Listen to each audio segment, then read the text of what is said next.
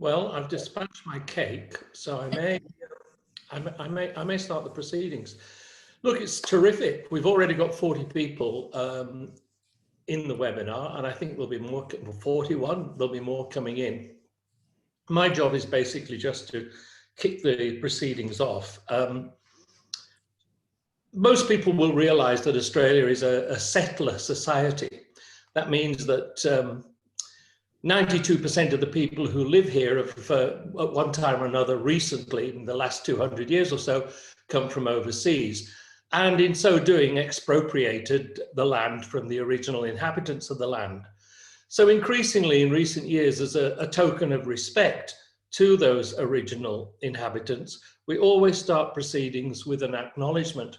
And the wording of the acknowledgement is as follows. Well, it is for this evening because we're broadcasting globally, not just locally. And the acknowledgement goes, we'd like to acknowledge the traditional custodians of the various lands from which our attendees join us today, and to pay respects to those old elders, past and present. So that is, for those people who've never heard an acknowledgement before, that's a globalized version of it. And I hope that I've explained some of the context of the acknowledgement to everyone.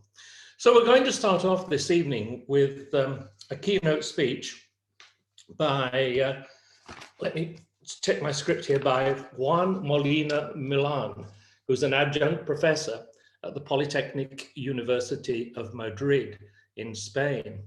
So Juan, are you ready to proceed or? Yes, thank you, Stuart. Okay, terrific. Well, we probably should just wait a few minutes because you're scheduled to begin at 10 past. I said my introduction would be brief. So we'll if you want to just get yourself set up with the slides, terrific. You're doing that. Then we can start in a few minutes time. Right. Thank you.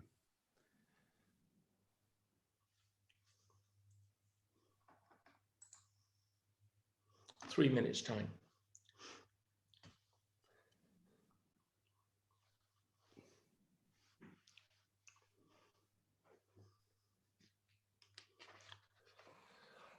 And Sam, you're ready to be a discussant for Juan? So I'm going to be facilitating the discussion. You're facilitating the discussion. Okay. Indeed. So I'm chairing it. Oh, that's good. That's good. Okay, terrific. Well, we may as well start, actually. I mean, if people miss the first second or two, it's probably not going to make a lot of difference. So, Juan, the floor is yours. Thank you very much, Stuart. Good afternoon to everyone. Good morning here in Madrid, and probably in the USA too.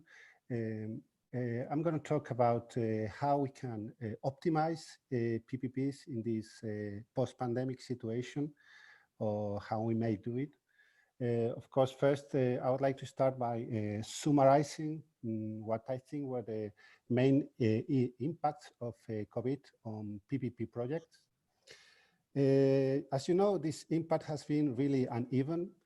From the regional point of view, some countries like, for instance, China, were going through the pandemic with some decline at the beginning of the situation, some decline on the traffic, for instance, on toll roads. But as you see in this graphic, it was a very strong recovery, and during the first months, they even reached the figures of the previous year. On the other hand, countries and regions like Europe or Latin America or North America suffer significant declines on toll roads traffic.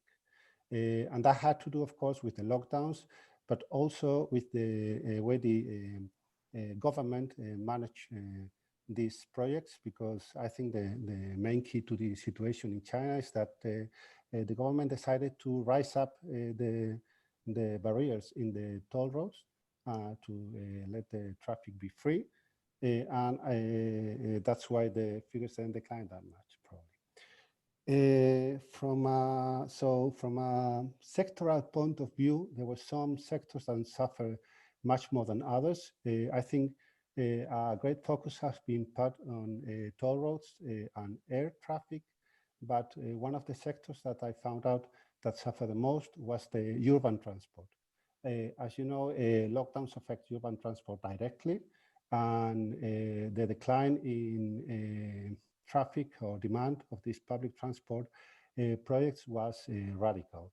Here we have an example of the city of Bogota, where by the end of March, when the lockdown was declared, the traffic was about 20% of the traffic of the demand at the beginning of the year. And for this kind of projects, this is very dramatic, because you know that the urban transport projects have a very high percentage of OPEX in their expenditures. Around 85, 19%, 90% of the expenditure is operational expenditure. And it's a rather fixed one, because you know there are some requirements of frequency of the transport. So it's very difficult to adjust this expenditure to the actual demand.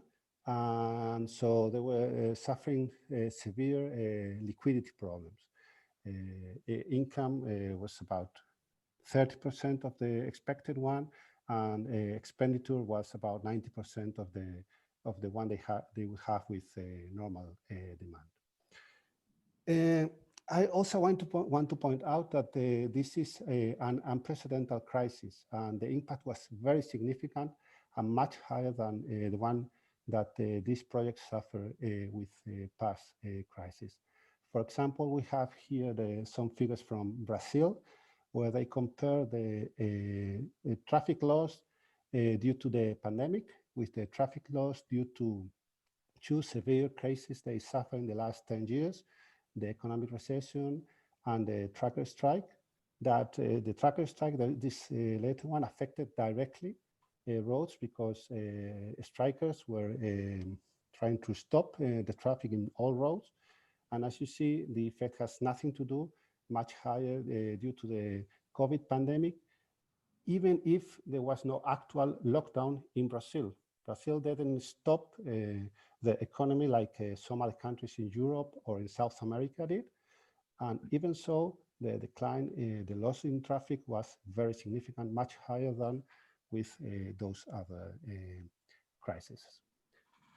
The third idea is that this impact was much longer than expected. And this has to do with the fact that the expected recovery from the pandemic was supposed to be much quicker. And here we have some projections from Eurocontrol, that is organism responsible for the supervision of air traffic in Europe. And they were expecting the pre-pandemic air traffic to be recovered by more or less now, by mid-2021. And in light blue, we have what was the expected recovery. Then by midsummer, they had to rebuild these projections. And we have this red line. Well, the actual line goes more or less under 60%, and we are still in those figures nowadays in Europe. Of course, it's not the same Europe, where the air traffic is mostly international, than China or USA, where we have a lot of domestic air traffic, and the recovery has been better. But anyhow, the reality has been worse than the projections ever since the start of the pandemic. So it has been a very harsh impact, and I think the response from the administration has been, I think, insufficient in general, I must say. First, there was an unclear legal approach. I talked to several responsibles from different public administrations in South America and Spain when I was preparing a report for the South America Development Bank on this topic. And all of them could not provide me a clear answer on what they were going to do. They didn't know, and I'm talking about end of 2020. So, and that means 6 months after the start of the pandemic, they still didn't know what they were going to do with the PPP projects and with the claims that they were gonna be, I don't know, mounting up in front in the desks. And they only had a clear answer to the liquidity problems of some PPP projects, specifically the urban transport projects, because they needed urban transport to keep providing the service. They needed these companies to keep providing the service. And there were cruel threats from some of these companies to stop providing the service because they were losing money by the day. The compensations, well, they have been delayed in general. Many of the concessionaires are now in courts asking for these compensations.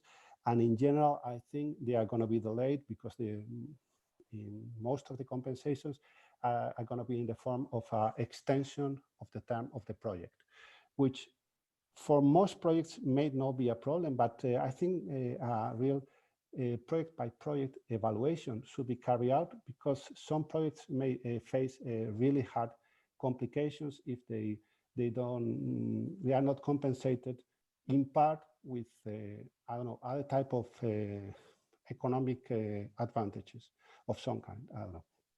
So in sum, I think the impact of COVID was, as I said before, unprecedented, longer than expected, had an insufficient response from the public administration.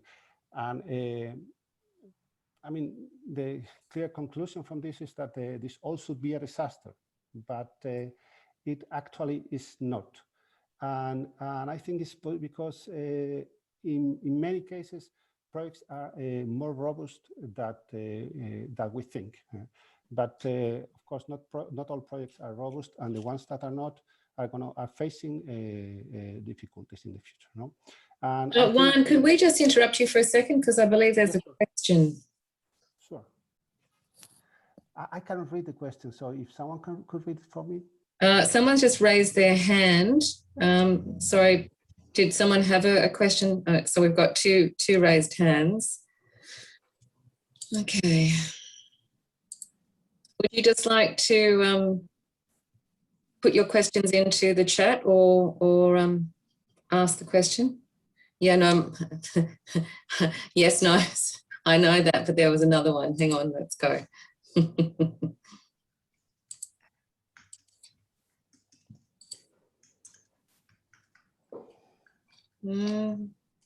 Okay, looks like no. I'm very sorry, Juan. Seems to be a false alarm. Okay. So I think the worst consequence of the pandemic for many concession companies is that it has shown certain uncertainty, and uncertainty is it's the worst threat for investors, as you know.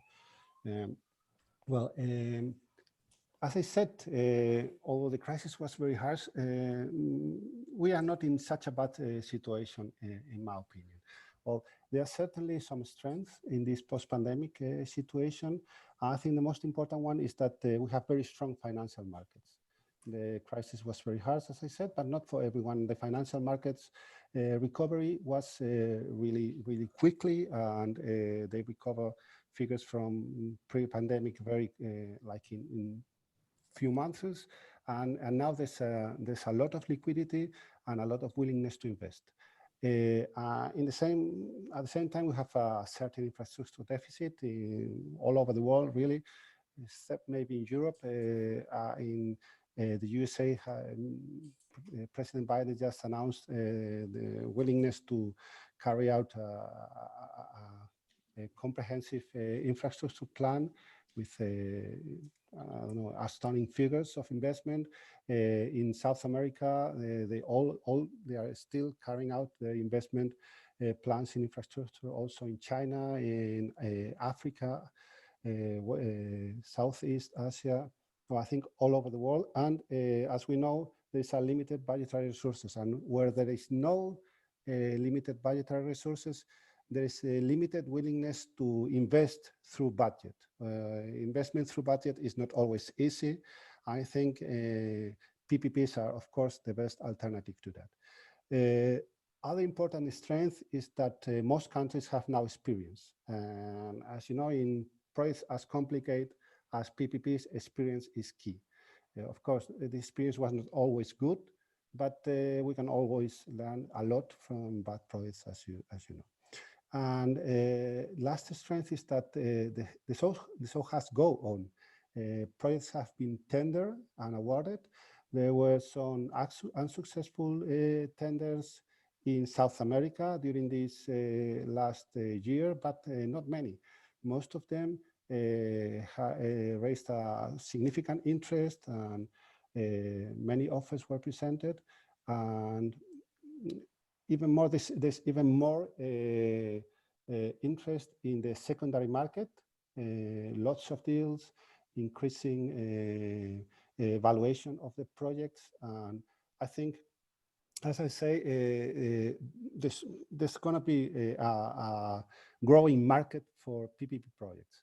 But I think at the same time, we have to face the weakness that the model has. Of course, this is a generalization, and in some regions, in some countries, the model is more reliable than in others. But in general, I think that the pandemic did not let public administrations in a very good place. Public reliability has suffered. I think public administrations have to be more have to address problems in a more direct and efficient way when they appear. And well, I think that was not the case. There is still, in my opinion, too high rate of failure in the projects. I mean, some projects failure is not that critical, I think, but other type of failure, it's really critical. I mean, when the project fails, and that means that the investor is losing part of the investment, I don't think, of course, I mean, from the point of view of the company, that would be a real problem. But if they have a portfolio that's diversified enough and it's big enough, that's not going to be a big issue. And for projects, it's even healthy if some of them fail from that point of view. But I think what is worse for PPPs is when the project didn't make that much sense. The project fails because it was not the right investment, or it was not well prepared, and it fails to provide the service to the society that it was supposed to provide. I think that's the kind of failure that is really hurting the model. I think the complexity of the PPP model is also a weakness. And you know, we have always been told that PPPs are complex, and they are because of the length of the project, because of the amount of the investment, because of the number of stakeholders involved. And that is all true, but I think that not sufficient effort has been done in order to limit this complexity. I think we have to try to make PPPs that are complex by themselves, to make them less complex, to make them more affordable or more predictable. There is also a certain problem to align objectives of the public and the private sectors. Of course, the objective they have when they face the problem is totally different. Public sector wants to provide a service, the private investor wants to win money. But there are ways of aligning these objectives, and when the public administration has managed to do so, problems have not been that difficult to deal with, and the projects have worked better. All in all, there's a certain fragility in the PPP model that I think has to be addressed. This is still a relatively young discipline. I think we as researchers have a big field in front of us of opportunities to improve this model. Well, as I said before, this fragility has in some ways had to do with uncertainty. That's the worst enemy as well. Well, how can we approach these weaknesses? How can we approach this necessity for improvement of the model? Well, traditionally, there was an inward focus on these projects. The traditional way of improving PPP projects has been to carry out an ex-post analysis to learn from these projects that have worked or not, and to improve projects in the future. No? So following this logic, what we could do after the pandemic is to include in the project COVID clauses.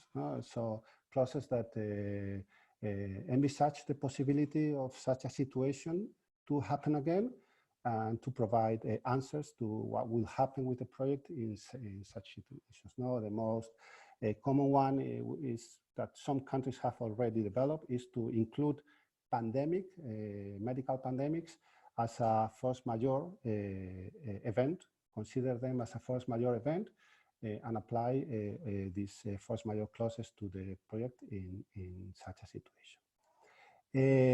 Another possible approach would be to improve the risk allocation schemes. And this has to do with making perhaps projects less exposed to situations like this. But I wanted to propose another possible approach. It's what I call an outward focus, and it's to look elsewhere and to see what has worked in other fields or in other situations. No? And I wanted to propose two examples. The one comes from operational management, and is the Taguchi approach to operational management. That, well, the example is the company Toyota that developed a new approach to production that had to do with developing products that were more robust, and developing production procedures that were also more robust, that were not affected by noise around the product, like all these possible uncertainties that would affect the life of the product or the production. So it's kind of making projects more efficient, making projects more resilient to the possible uncertainties that they will face in the future. That could be a possible equivalence in the case of PPPs. At the same time, Taguchi proposed that although doing projects more robust could mean that acceptable characteristic would be wider. For instance, if a product can work in a wider range of temperatures, it's also because I don't know, it's probably the characteristics can be also must be less accurate, less precise. But what Taguchi proposes that even if we let this product work in different conditions, we have to aim for an optimal product, the perfect product. Even if we let the product work with a wider range of outcome, we should aim to the perfect product when producing it. I think that's also a good idea for PPPs. A similar approach is that of the resilient infrastructure design, design that allows infrastructure to work in harder conditions. I think that's a similar approach to design that we could bring into PPPs. The idea is therefore to develop adaptive projects that can work in a wider range of situations, because now what we have faced is a pandemic, a medical pandemic that has had a direct effect that was difficult to predict on PPPs, but we don't know what can happen in the future. And I think that instead of trying to look for answers for each possible uncertainty or risk that could rise up in the future, I think we have to develop projects that are able to face these situations without failing. How can we do that? I think one possible idea is to limit the exposure to risk. I think projects that where there's too much risk transferred to the private partner are, of course, more likely to fail. And I don't know if the public administration gains so much by transferring too much risk to the private partner.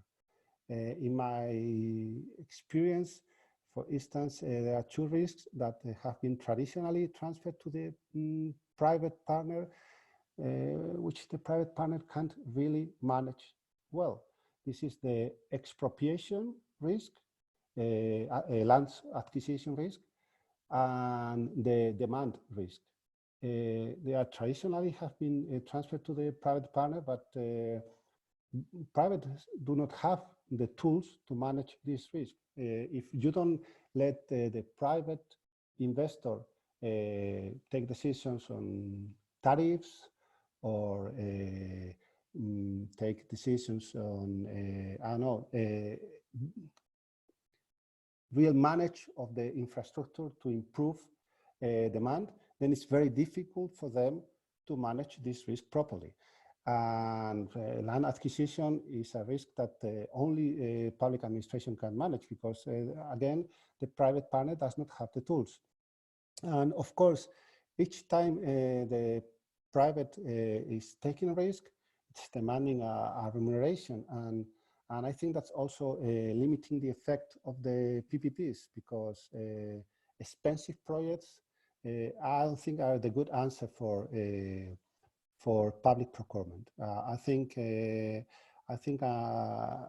real exposed evaluation of projects should be carried out. And for instance, the one that the British government carried out some 10 years ago regarding the PFI projects, well, the result was discouraging, because they found out that the projects had been actually too expensive for the public administration due to excessive allocation of risk to the private partner. Well, I think that's my main idea, but some other ideas are that probably we need to simplify regulation, and probably some common transnational standards could help to develop simpler projects that are more adapted to the reality that the private partners are transnational, and the reality that the investment markets are transnational. I think also that we need to spend more money on preparation in general. There are some countries where this is done properly, but in some other countries, preparation, testing, promotion is not dedicated enough resources. And I think we have to align public and private objectives, as I said. And of course, we have to understand that PPP projects that last so long need to be changed, probably need to address changes. And modifications of the projects are a taboo for the public administration, and also for researchers, because we have found out that usually through modification, PPPs lose value for money, but at the same time they are needed. So I think there has to be an effort done to provide for changes in a more orderly way, so that projects can adapt but at the same time, they don't lose value for money. Well, I think I spoke already more than 20 minutes, so thank you very much for your interest, and I hand the word to Samuel Makulu. Thank you very much. Thank you very much, Juan. So yeah, welcome everybody. I see we've got a few more people who have joined us since the start. I'm Sam McCauley. I'm a senior lecturer at the UTS Business School, and I'm going to be the host for this first panel session we've got this evening. We're very privileged to have an excellent group of panelists who've given up their time to come along and partake in this conversation. Before I introduce them, I'd just like to thank Juan again for an excellent and rather stimulating presentation there on PPPs. I particularly appreciated the focus on South America, and I know myself, I've jotted down a few questions that I want answers to. So what we're going to do is we're going to move on to the panel session. This will go for up to 30 to 40 minutes, and then we'll move on to and open it up to questions more generally within the audience. So Daphne, if you mind just changing over the slide to the panel session 1. So we've got Professor Vicente Arcachaz Carrillo de Albanese, who's also from Madrid, along with us this evening. We've got Associate Professor Ganesh Devkar from CEPT University in India. And we've also got Professor Willie Tan from the National University of Singapore.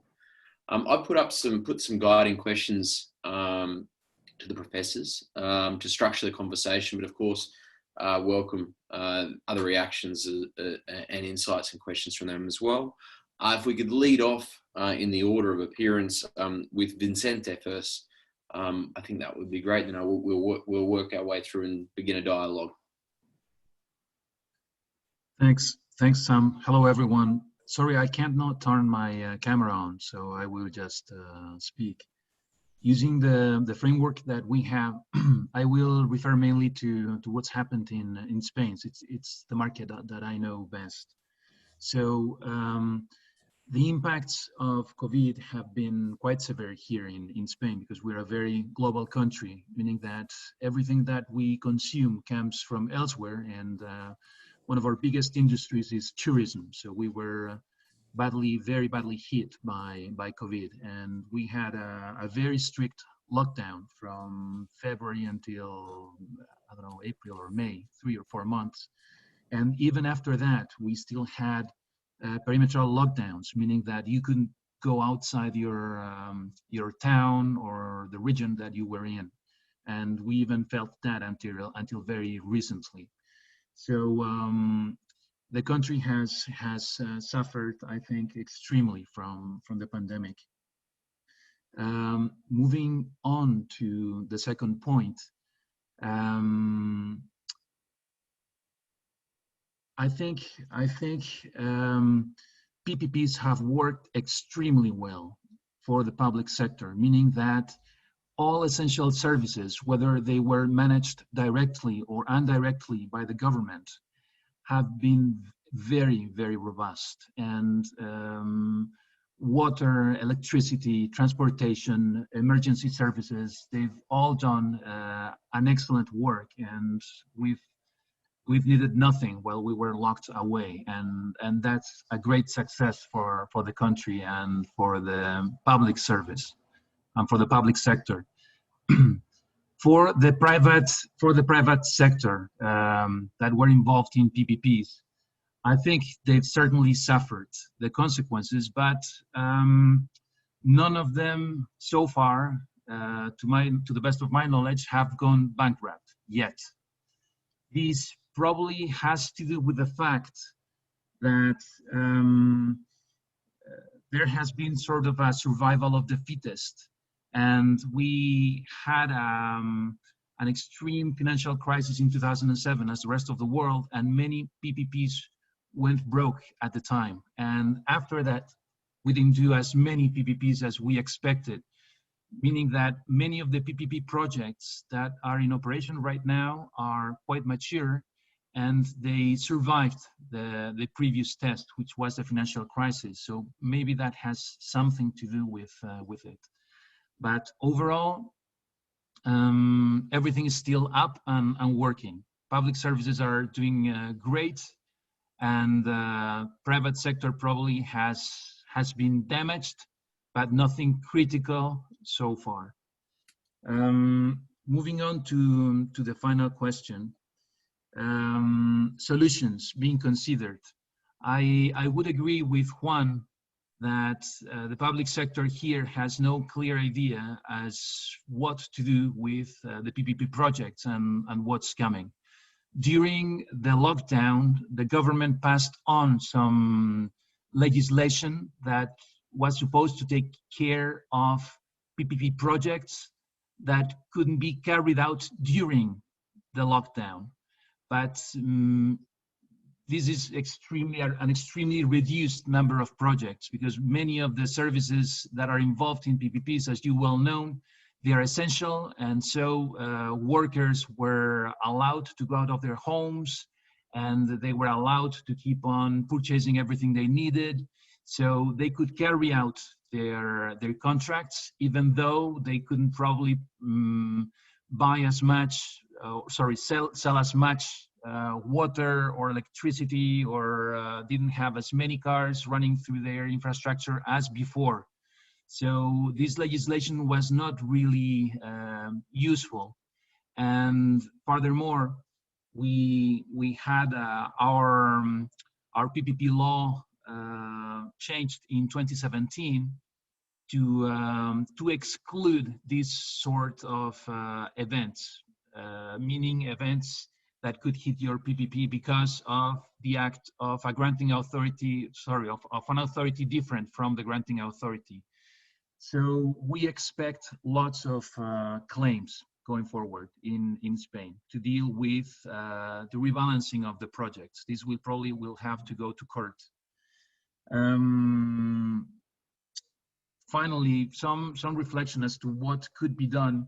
This reminds me a little bit of what we suffered in 2007 and 2008 when the financial crisis hit. The problem is that we don't have just a few PPPs undergoing stress. It's all the PPPs that we have at once. And this has proven very difficult for the government in the past because of the workload that this means and because of the financial resources that we need to deal with this. So I strongly agree with Juan that we need to reform our legal framework, but I also think that we probably would need to better prepare in terms of financial resources to deal with these sort of situations going forward. Because right now, everybody's talking about giving compensations to PPP companies eventually through contract extensions. But the truth is that, as I mentioned previously, many of our PPP projects are quite mature and you're limited as to the number of years that you can give to them. So I'm not sure that this will be enough in many cases, although this will have to be evaluated on a case-by-case basis. So probably we would need also going forward to set up a fund that would be capitalized on a year-by-year basis, and that would have the financial resources to deal with these sort of things. So we would have more weapons to deal with this, and not just contract extensions, which is what everybody is thinking about. Because this, in all likelihood, this won't be enough in all likelihood. So thanks everyone. I think I'm done so far with about Spain. That's fantastic. So I've just learned that Ganesh hasn't been able to join us this evening because he's sick. So what we'll just do is move on ahead to Willie's.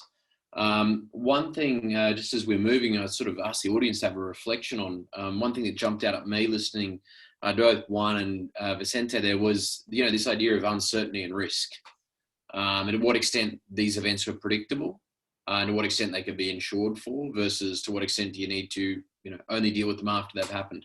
I think for me that's one of the big themes that's sort of emerging in the conversation at the moment. But while we're thinking about that, I'll pass this over to Willie to hear his thoughts. Yes, can you hear me? We can indeed, Willie, thank you. Okay, good. For Singapore, we are not that much affected because over the years, we have moved away from the more revenue sensitive projects like our sports hub, which hasn't been doing well since it started. because it is very sensitive to revenue. So in Singapore, we focus more on the utilities. And utilities, we are lucky that with a pandemic, utilities, you still need your water, gas, electricity, and so on. So it's not really a major impact in that sense. The second part on shortcomings, I think we have three. First one is I've just said that for revenue sensitive projects, we try to avoid them. And secondly, we also have problems with weak sponsors. So if the sponsor is weak, put in a low bid, we learn from this experience that it may go belly up. So the tender process, we need to strengthen this part. The third part is that we have shifted actually from regulation to supervision. So the closer supervision of these projects help us, just like we supervise we learned it from the Asian financial crisis in 1997, 98, as well as the 2008-9 subprime crisis, that we really cannot just merely regulate, but we need to really supervise much more closely the institutions as well as the projects. And finally, on some possible solutions, I won't repeat what has been said, but we actually securitize the PPP loans. So the government, through our Monetary Authority of Singapore and Temasek Holdings, which is a holding company of the government, they set up a company to securitize the PPP loans from the lenders. That reduces the risk of liquidity for the lenders. So with that, I think that's all I have. So I'll wait to hear from the rest. Thank you. Thank you very much, Willie. One question, a clarifying question from me, was you were mentioning weak sponsors as being a bit of a challenge that you grappled with. And I was just wondering, how do you determine when you're looking over a bid, what a weak sponsor is? I think here we have to be a lot more careful to look at the financial strength of the sponsors.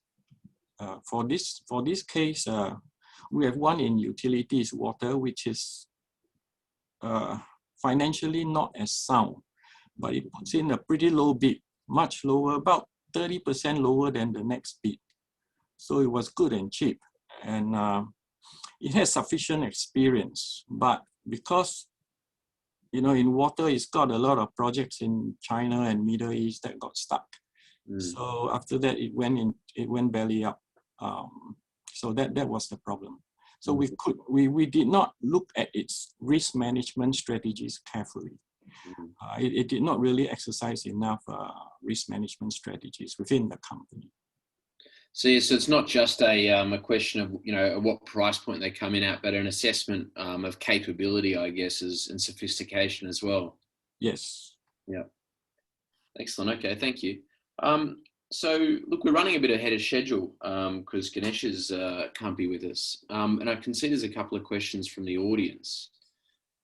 So I think we might just move on to engaging with the audience, because one of my issues with Zoom always is it can end up just being three of us talking to each other, whereas I can see there's 56 other people who are keen to get involved as well.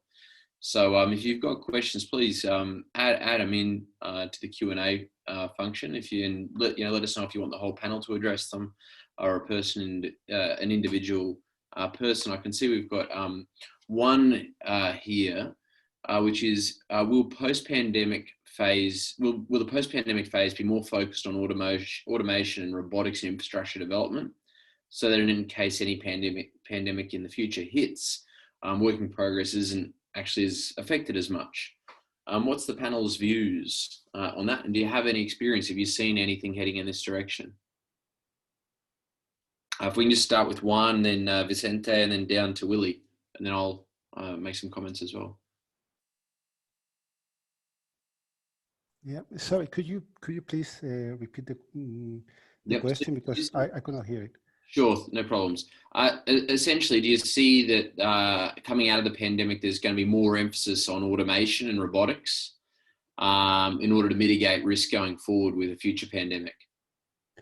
Well, I think there's going to be some automatization in the future projects. I think it had to do with BIM mainly. Yep. I think BIM is gonna make pretty big changes to the way projects are being managed and supervised. It's gonna ease it.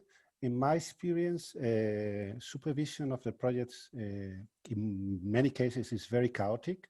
It's very difficult to keep track of all that is happening around a project, a big project managed through a PPP contract, because there's really too much going on. Too many stockholders, contracts, changes to these contracts, claims and answers, and really, I mean, archive of a PPP contract can really shock a person when he sees it for the first time, because it's really gigantic. I think BIM is going to be a key instrument to ease this problem, to provide a more automatic way of supervising the projects. I think anything that can be adapted to PPP projects through BIM could probably work. And I mean, for instance, in the way some performance indicators are measured, it could be automatized also. And I think the door into PPPs, PPP projects, PPP contracts is going to be through BIM. Excellent. Okay, thank you very much. Vicente. Yep, I think this was already happening before the pandemic. The fact that we were integrating technology in infrastructure. I saw, for instance, how concessionaires were trying to get rid of toll booths in highways, in toll highways, and replacing them with I don't know how you say, these arches that are over the highways in order to see. Electronic tags. That's right. That's right. So I think this was a trend, probably due more to cost saving than to foreseeing such an event. What this might do in the future is accelerating it. Although, as I was telling before, I think in Spain and many other countries, basic infrastructure worked really well, because workers could still go to their working stations and do what they were supposed to do. So maybe the main force will be cost saving rather than a future pandemic. Yep, excellent, good insight, thank you. Willie.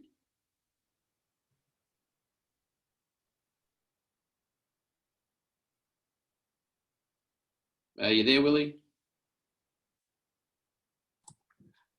Can you hear me? Yep, got you now. Okay, I think there is a short-term solution and a long-term solution. Automation is a long-term solution because the progress has been rather slow within construction. In terms of a short-term solution, what we do is we diversify our sources of foreign labor working on construction sites, because now you cannot mix the workers and ferry them to different sites at different times. So I think there are just two parts to it. Okay, excellent. Thank you very much. So we've got, I see we've got a question early on for Juan from Antonio. Don't you think that in a long-term contract, this impact could be considered to some extent risk and responsibility of the concessionaire? It's really a complicated question, because it depends a lot on each contract or each regulation. But I don't think this is something that was in the table when the contract was tendered. I don't think no one expected something like this. So really, when you talk about risk and venture, as we call it normally in Spain, you have to think of it on terms of what was expected when the contract was tendered. And I don't think you can expect the private sector to deal with anything that could happen. I don't know, a meteorite falling or whatever. I don't think that's something logical to expect. And I don't think that's wise neither, because if from now on, the private sector knows that anything that might happen to the infrastructure, the unexpected, will have to be dealt without the help of the public administration. I think the rates of return are going to be increased, and I don't think that's the solution, the best solution for public procurement. Okay, thanks. Yeah, look, I think this comes back to this point before about that I was making around prediction and risk versus uncertainty. One of the things that jumped out at me early on in the pandemic was the fact that the Wimbledon tennis competition had bought themselves pandemic insurance back in the 1970s. I'm not sure if anyone else, or maybe no, in the 1990s, I think it was. I'm not sure if anyone else read that, but I thought that was quite, a lot of people say, oh, who could have seen this pandemic coming? But, the US government had a pandemic strategy. The Australian government had a pandemic strategy. Wimbledon's got insurance for pandemics. I think that it's very easy sometimes to throw around this idea that, oh, this is incredibly uncertain, what a black swan event, when if you actually look around, there was many people that thought, well, at some point in the next 100 years, there's going to be a very, a big pandemic again. Whether it makes sense economic to insure for, it's another question whatsoever. Yeah, I think that's quite an interesting, question when it comes to, is this uncertainty or is it just a risk that you insure for? So I'm not sure, one, when, you're thinking about risk and uncertainty in the same way, and whether, what we'll see going forward, whether you do see some of these large projects trying to take out things like pandemic insurance. Well, it could be, but I don't think that's really the best answer. It's an answer, it's a possibility. But yes, I know there have been lots of people saying that, yes, I don't know, George Bush talked about the pandemic, Obama talked about the pandemic, lots of people talk about it. But reality is that when the pandemic outbroke, no one knew what the effect was going to be. So how can you insure something when you have absolutely no idea what the impact is going to be? And I mean, during the first months of the pandemic, all the projections that were done were wrong. Everyone was talking about airports and airlines as the ones that were going to suffer the most. And I think yeah, they suffer, but I don't think the other ones that are in risk of bankruptcy. So it's really difficult to know what's going to happen with a situation like this. And even now that we have information, it's probably difficult to predict how another pandemic could affect us. So that's why I thought that maybe for PPPs, the best approach is not to try to look for answers to individual problems, but to try to be more robust and to be able to overcome these difficulties that will rise in the future. When I reviewed the impact in South America of the COVID-19, I found out that in some countries, some projects that had suffered a lot in other countries were not affected at all. That was the case of the toll road projects in Colombia. Why? Because they were in fact, the amount of demand traffic that was transferred to the private sector was limited. They had these clauses for limited demand exposure. So this is a clause that can work in many different situations. When the performance indicators of PPP projects were reviewed, the idea was to find out performance indicators that were able to measure many things at the same time, instead of trying to measure each individual thing with one indicator. And I think that's the answer to complex projects. Try to find out solutions that are able to work in many different situations, to try to find indicators that are able to measure very different things, because if not, we end up with a 500 pages contract that is impossible to deal with. So that's, I think, of course, there can be pandemic clauses, but as I said, I think we need more generalized answers to problems that not individual answers. Thank you. That's a good segue into a question by Mohan, or a suggestion, I guess. Could Willie's example of securitizing loans in Singapore complement the fund suggestion Vicente put forward to provide some buffer against unexpected impacts or events such as COVID-19? If not, how can we develop these sorts of alternatives? So I guess it might be a question to Vicente. Thanks, Sam. Probably yes, but I guess this depends on the maturity of the capital markets, because I think it's not the same everywhere. So something that might work very well for Singapore, which I think it's extremely developed from this point of view, and it's probably a financial hub in the region, wouldn't work in many developing nations, such as what we can see in South America, where you have trouble financing greenfield projects to begin with. Also, the fund I was thinking about was something that probably would be born on the public sector. So it's not a fund that would be set up by the private sector, but rather by the public sector in order to cope with their responsibilities. So a short answer, I think it's a great solution in markets which are extremely developed, to take away risk from initial sponsors and lenders everywhere, particularly in countries that have financial difficulties on the government side. I think setting up a public fund to cope with responsibility of the government could be a solution, a step towards the right, towards minimizing the impacts of such events. Thank you very much. Willie, from your perspective in Singapore, does that ring home some truth in terms of sophistication of the capital markets there and what they're willing to take on?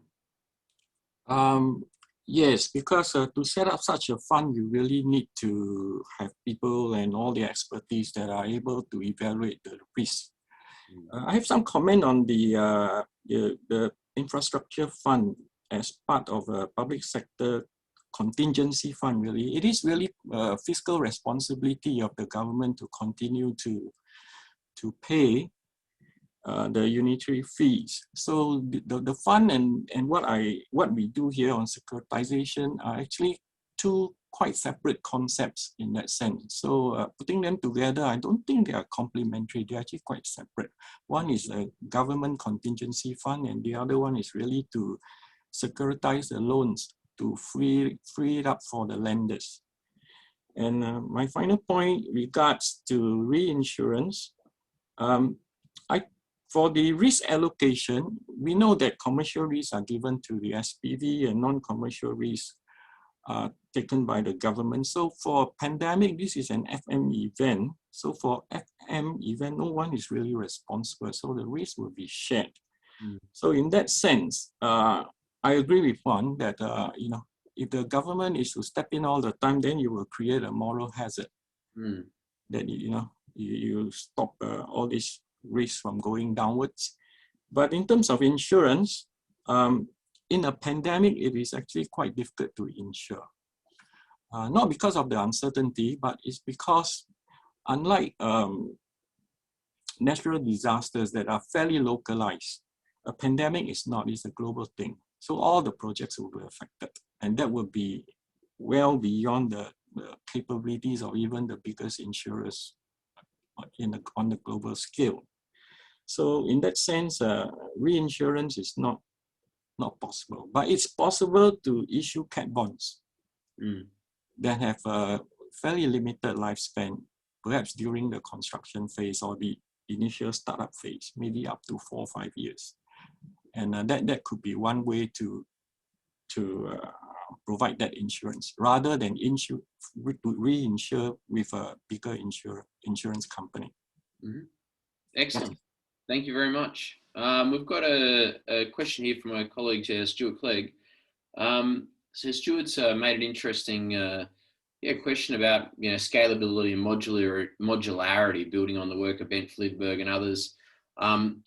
Just talking about the fact that the key to reducing this complexity we're talking about is essentially thinking through how do we make these things more scalable and modular. And so you provide the example of, say, wind turbines and solar factories instead of nuclear power stations being one-off. And is possible to make this, think through how you might make PPP mega projects more modular and scalable instead of one-off bespoke projects. I know this is something that we were actually talking yesterday at our workshop here with the New South Wales government. They were actually bringing up this point as well and thinking through how they can try and make the design of some of their projects a lot more modular, so you can tune them up or down. And so is that something my fellow panelists have seen discussion of in the PPPs you're familiar with? Is these ideas of modularity and scalability?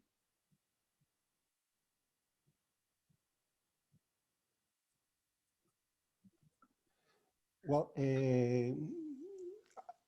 in my experience, it's difficult to apply this to PPP projects because there's not really. For instance, there's this project of in Lima, is Metro de Lima, which is a huge project, and problem with these kind of projects is that they are simply. I think they are simply. They require so many people from each stakeholder to take part in the project that they are simply impossible to manage. And I don't think trying to use this modularity is gonna really make these projects possible. I don't see how that could work. It's not a problem of. I don't think it's a problem of each individual part of the project being difficult to manage. It's a problem of size, simply a problem of size. Thank you. Other thoughts from the panelists, or we're all in agreement there? For Singapore, we tend to use standard contracts. So that gives some certainty and predictability as to how the grantor would react in different situations.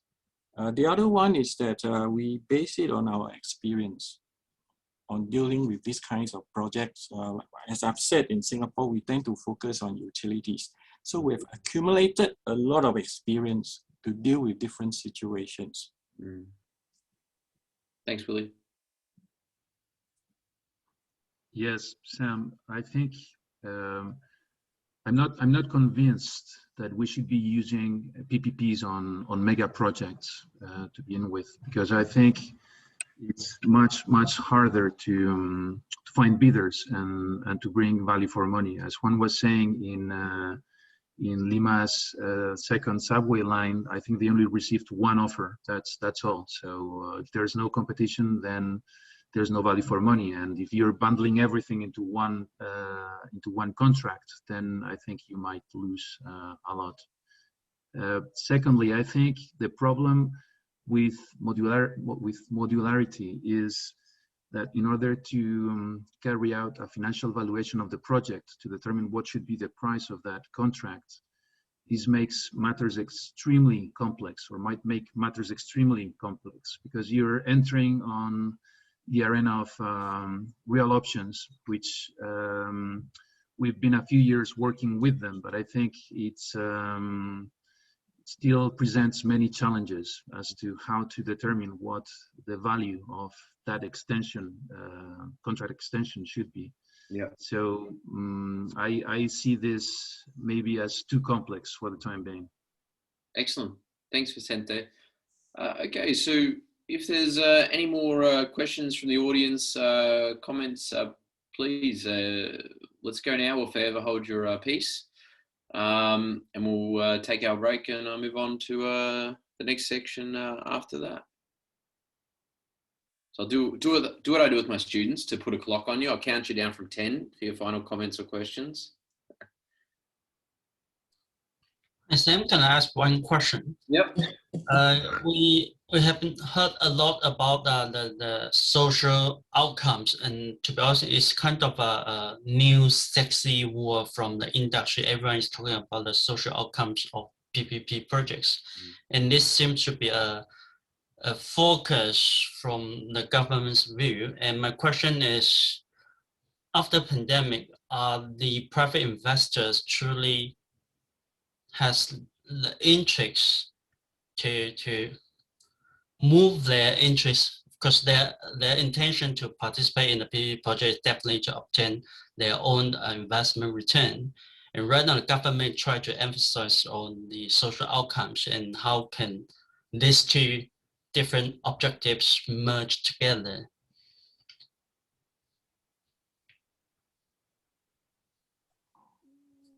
Question to the panel there, Yongjian? Yeah. Yes, I think aligning these two interests is basic, is key, as you said. And I think performance indicators are also the answer. We need to link, I think, in all projects, not only in utility projects, not only in those projects that don't have demand risk. I think in all projects, we have to find out the best way to measure performance, the best way to measure if the social needs are met, and to link remuneration directly to meeting these social needs. And I think this is a work that has been it's a work in progress, but we have improved a lot. For instance, in Spain, I think we have improved a lot from the first PFI projects that were developed some 20 years ago to the ones that are being now put into the table in terms of how to measure the performance of the project from a social point of view. And we are now able to determine, in many cases, if a project is meeting these needs or not. And I think it's also a good way of determining whether PPP is a good procurement method for a project. We had in Spain, for instance, some hospitals that were procured as PPPs, where the private partner was in charge of providing the medical services. And it's been very difficult to determine whether these medical services have been provided in a proper way, and whether the public needs have been met. And I think when you are unable to measure this correctly and to align, remuneration with meeting these needs, then I think PPP is not the best way of developing these projects. I think that's my opinion. Thank you.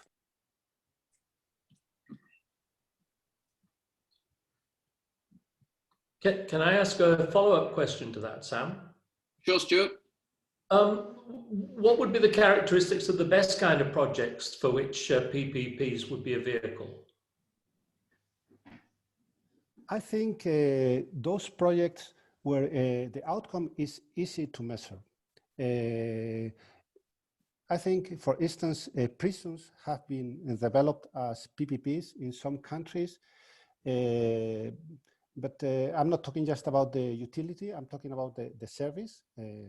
And it's very difficult to determine whether a private partner is providing this service correctly. And whether there are doubts, I think PPP would not be the best instrument. I think projects like a road, where you can it's very easy to measure if the road is working correctly, or a public transport service, or a utility. Then this kind of projects can surely be developed through PPPs. But those were, some social component of the service is key, like, I don't know, education or health or prisons.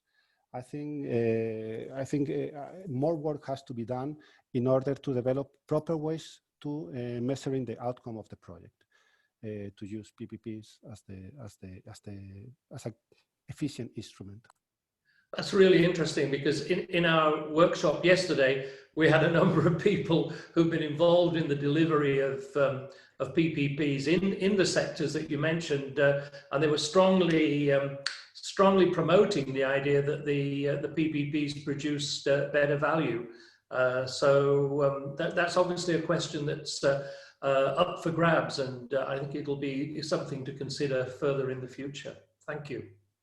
Can I just add something? Is that from an economic point of view, of course, they bring value. I mean, it's cheaper to develop these services through a private provider. But the problem is that it's difficult to determine the social component of to determine whether the social component of the project is adequately met. And I think that's the question that John Yang raised. It's very interesting.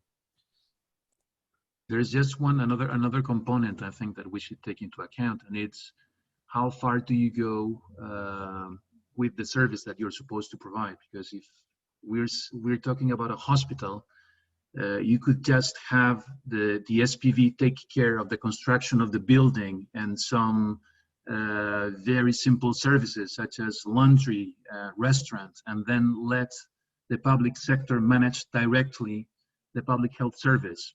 And maybe that could bring value. And you're taking out the complexity of measuring the health service that it's being delivered by that infrastructure. So I think we should take into account also how far you go when you're using PPPs in those sectors, because you do not need to give everything out to the private sector. Maybe just some, as Juan was saying, easily measurable components. Great points. Thank you very much, and thanks for the question, Stuart. Okay, so I think that's going to bring us to a close for the first session.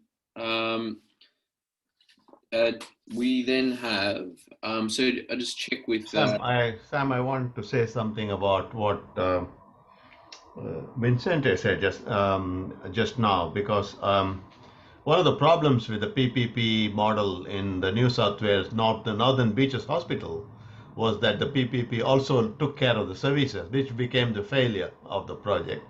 So I think separating the PPP's responsibility in the services, public health services, was not a good idea. Whereas other hospital projects have survived in Australia, where the public services were left to the public health service. So I think that's a very valid point. Yeah. Thanks, Shankar. So in terms of our program, we were running 12 minutes early, Shankar. So how would you like to us still to keep on the program time and just take a little bit longer for a coffee? I have something to add. Okay. About the social outcome. Well, the traditional way we do it is really to provide subsidies on the affordability question. So then it's a question of how much subsidy you want to provide as part of a fiscal responsibility. But another point is that in the past, when we talk about social outcomes, poverty and so on, we tend to help the households build housing, self-help housing and so on. But there's another way of thinking about it, and that is that PPP projects are mainly about infrastructure. And infrastructure improves the urban productivity of cities. And that could be a way, as the World Bank puts it, to alleviate poverty. So instead of really going directly to households, we improve their access to jobs and so on through infrastructure. So that is a separate way of looking at it, where you provide better social outcomes in tackling poverty through infrastructure rather than through direct assistance to households.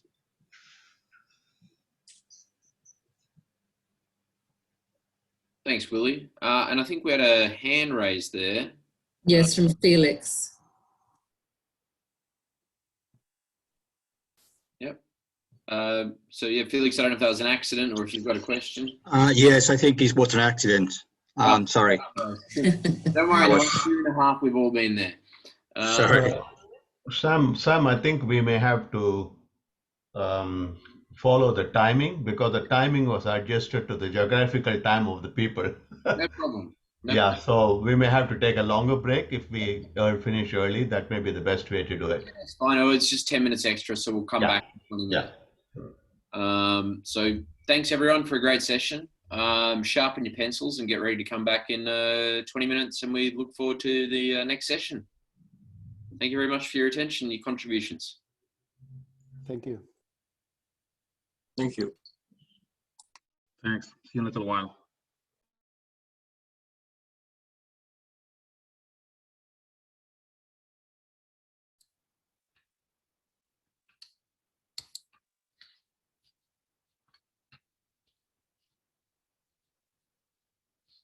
Hello, everyone. Shall we start the next section?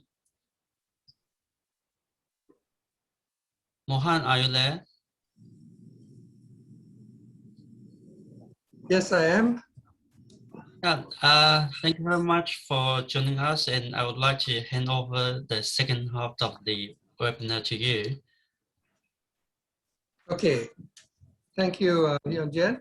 So, okay, we got 43 participants, and first of all, thank you to UTS for enabling this, and to Yongjian for inviting us. Well, we're here as CIB W122, which for those of you who don't know CIB, it stands for International Council for Research and Innovation in Building and Construction. Quite a mouthful. It's even bigger mouthful if you say it in French, which I can't, which what CIB stands for. But so anyway, it's a working commission on PPP of an international group. And we managed to bring together a very good expert group, if I may say so myself. And we thank the keynote speaker, Babak, Professor Babak Ashuri, who agreed to get up at 5:30 in the morning, where he is in Atlanta. And we have Athena from Greece, and we have Boeing from India, from IIT Guwahati, and myself.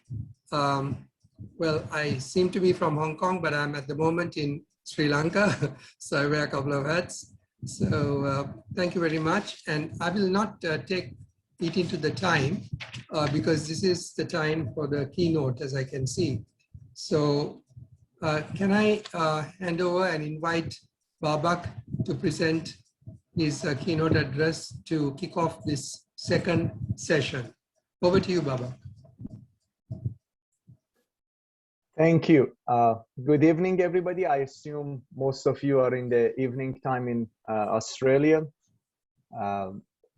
Thank you, Mohan, for the introduction. You've been a very good friend and a good scholar in our community and a good organizer and leader for public-private partnership research over the years. I'm honored to be here.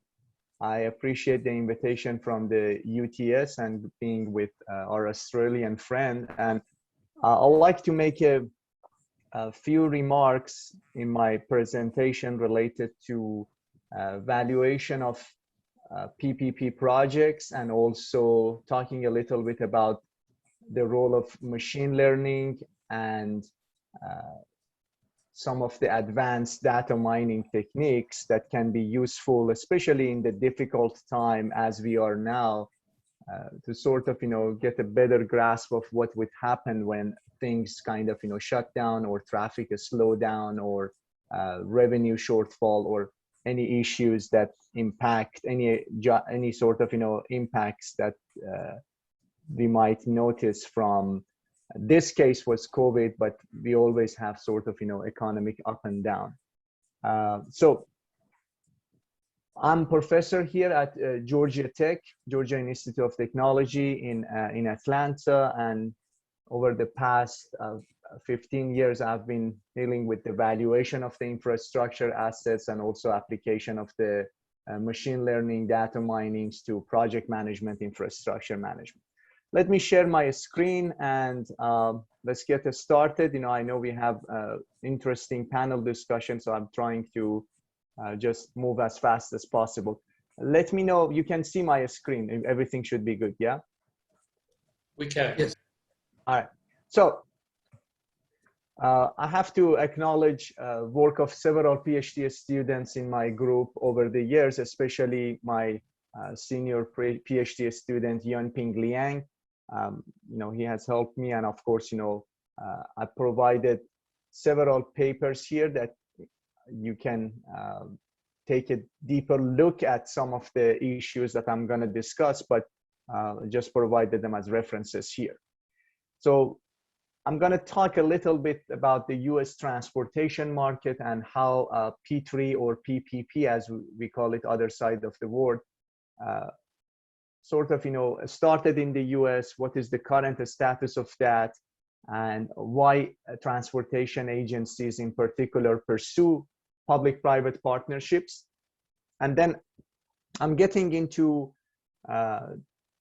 two parts. One is related to the valuation, and especially looking at what kind of revenue sharing strategies, maybe looking at risk sharing mechanisms, because when it comes to things like COVID or other type of, you know, economic downturns or any issues that impact the profitability of the project or operational excellence of the project, what would be the best framework in terms of pricing and finding a good market value for those kind of supports. Now I'm going to specifically talk about contingent finance support and also compare that with the minimum revenue guarantee.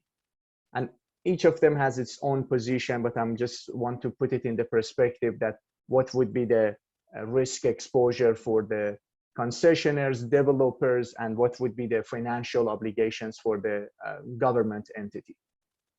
And then looking at forecasting, which goes hand in hand with that financial evaluation. And finally, I conclude with what I see as far as, you know, issues happening in the US market, especially US PPP in transportation market. And I think I'm ending the whole call, the whole presentation with some promising news and growing programs and opportunities that PPP would have. So different definitions of PPPs. I wish we were sometimes like most of the Commonwealth countries, they would have more standardization, but you know, PPP or P3 depends on where you are in United States, in which state and in which jurisdiction in that state, they would have some definition of that. But this is from the Federal Highway Administration, which oversees expenditure of the federal fund for the transportation. And they like to see a long-term organization. They like to see some equity involved, equity at risk. They would like to see long-term performance-based contracting, so sort of level of service promised by the private sector. They would like to see an integrated design-build team to construct the project, design and construct the project. So you would like to see a joint venture of the contractors and engineering consulting firms teaming together to build the job. And then definitely you want to have some life cycle perspective, the operation maintenance excellence. And I always say that if you use PPP to finish a project, to build a job, good for you. Yeah, if you finish that on time and on a schedule, that's great.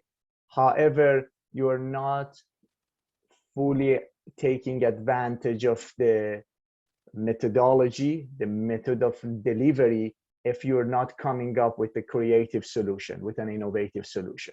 So definitely you want to do something that otherwise you would not have been able to do that. So these are the things that Federal Highway Administration would like to ask. But this definition may or may not be applied in different jurisdictions in the United States. The history goes very back, almost to the time of the founding's father in United States. This is the first sort of official toll road in the US, and it's done by the private sector. It's the Philadelphia and Lancaster Turnpike Road back in 1794. And we have gone so far since that time. This is a map of the P3 authorization. You see a lot of states have that, but if you look at the map, especially the map on your right side of the screen, so you see most activities happens either on the East Coast or West Coast, or we have some activities in Texas as far as the transportation PPP, and it's still kind of not many states taking advantage of that, but it goes hand in hand with the places that have more aggressive developments and where the population growth is in the United States, especially in the Southeast region, in Georgia, the place I am, or Florida and South Carolina, both Carolinas actually, and Virginia. The greenfield projects, those that are started brand new, this is the map of them, and this is the number of projects that you can see already. By the map is by April 2019, kind of about a year before this whole COVID took a place, and you can see these are the projects in place. We have some existing facilities like the brownfield development, so sort of the private sector came on board and get the projects from see the opportunity, see the potential. Not as many as the greenfield, but the brownfield, we also have that. If I had this map for airport jobs or some of those transit, you would see more of these existing facilities. So overall, about $32 billion invested in 27 projects that are actually in the operations, about $20 billion under construction, and the number is growing. I have to say the number is growing. COVID has some impact on that, but still we are on the upside trend. So in the US, primarily agencies use PPPs because they want to leverage the funding and financing capabilities of the private sectors. Deliver the project earlier than otherwise it would have been delivered. So that's a challenge, because in the true model, if you recall that, you should have the life cycle perspective. You should look for innovation. You should look for better performance on the long term. But there are issues, and one of them is the issue related to the valuation of that and what would be the financial obligation. This paper, which we published in the Transportation Research Record, will look at the value, the option value of contingent finance support. What I'm trying to advocate, over the past, we started about, I think I had the first paper on this more than 10 years ago, to say to the investment community and also to the government community, pay attention what you are promising. You have a cash flow uncertainty, a lot of uncertainties on the cost operations. Your TNR study, traffic and revenue study, is subject to uncertainty. And you're talking about something that evolves over the next 25, 30, 40, 50 years of the concessional lifetime. These are financial instruments, and they need to be priced correctly. So we are advocating for real options analysis. So the background here, two types of support: contingent finance support and minimum revenue guarantee support. These are almost like options on stocks. And the challenge is you cannot price them very well because there are not too many of those projects out there. So the reason we can calculate the value of an option on a stock in a financial market, because almost instantly we can trade. Some of you might be doing trading right now as I'm talking about this presentation, but you cannot sell or buy or have a stake in a transportation PPP project overnight or even in a short period of time. You need to have a methodology customized to the infrastructure context. The two kinds of support, contingent finance support looks into repayment of the debt because it's difficult, especially in the first few years. And a lot of concessionaires went under because they were not able to provide their financial obligations to financiers, to the people that sponsor the job. But the other thing is on the minimum revenue guarantee, which is I provide guarantee to you, or at least share some of the revenue shortfall. Like we would have a baseline traffic and revenue, and then based on that baseline, we can come up with, okay, if it drops 40% below the baseline, what portion of that US private sector takes as a hit, and what kind of revenue protection I can provide.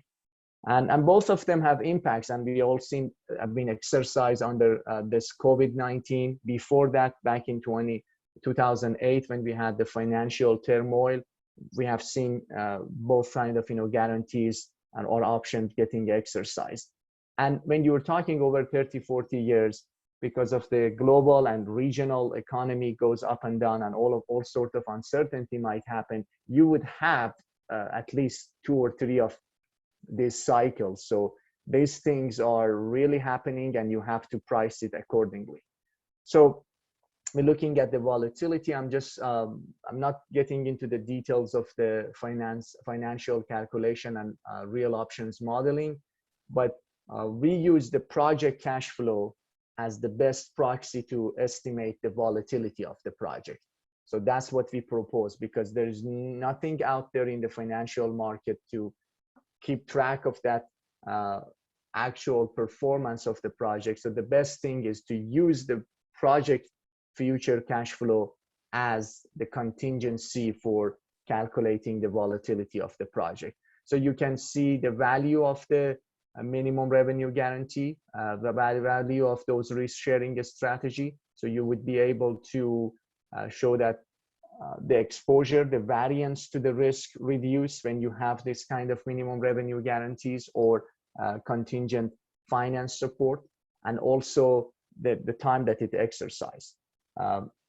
This is sort of showing the likelihood of the exercise, at what year the concessionaire, the one that is at the revenue risk, may need that.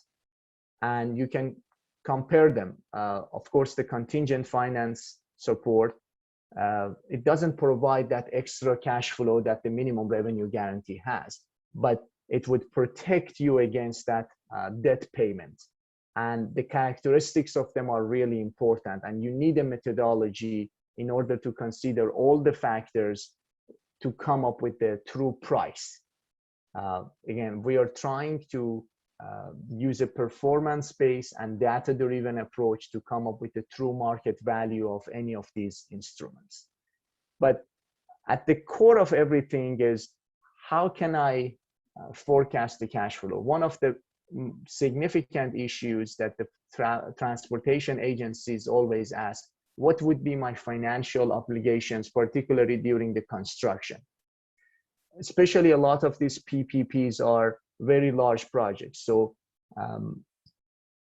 states and transportation agencies in the US have to lock a lot of resources. That means stop many projects because they have huge financial obligation as the one project is moving forward. So the question is, can we have a better hand in terms of locking our resources? Do we need to lock that resources for a very long period of time? And how much of that in each quarter, in each year, we need to lock?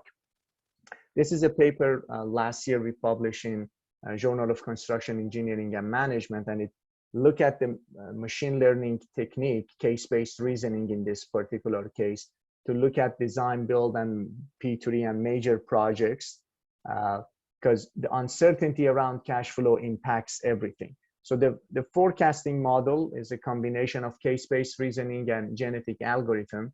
So we built a model as sort of, a database of major design build and major sort of, design build finance and P3 projects. We used the data set from the state of Georgia, and we showed that with the early knowledge of some project parameters and using the historical records of construction cash flow expenditure on similar projects, you should be able to have a very good forecast. And as a matter of the fact, our accuracy is under 10% on average. We have only 9% of error. So these are some of the results to sort of having that S-curve of the expenditure through the time. So the point here was just knowing some parameters at the very earliest stage, like sort of, earliest stage of the schematic design, and parameters of market conditions as well as the project specific factors. With these two, you should be able to find similarity in the cash flow of your project and some of the existing projects, and you use that to create the expenditure curves. We develop an Excel-based tool. I'll be happy to share that with anybody who might be interested.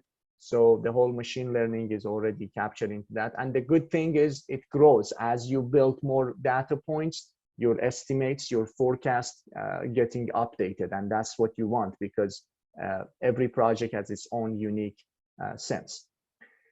So, but there are issues. There are alarming issues. Almost on a weekly basis or a monthly basis, we see some difficulties in the P3 market in the United States, especially risk sharing, risk arrangement, who takes the responsibilities, and especially when the equity is at risk. Because there is one thing, as a contractor, you would be late, but there is one thing, you are late because of the third parties issues, like in the US utilities and right-of-way environmental issues.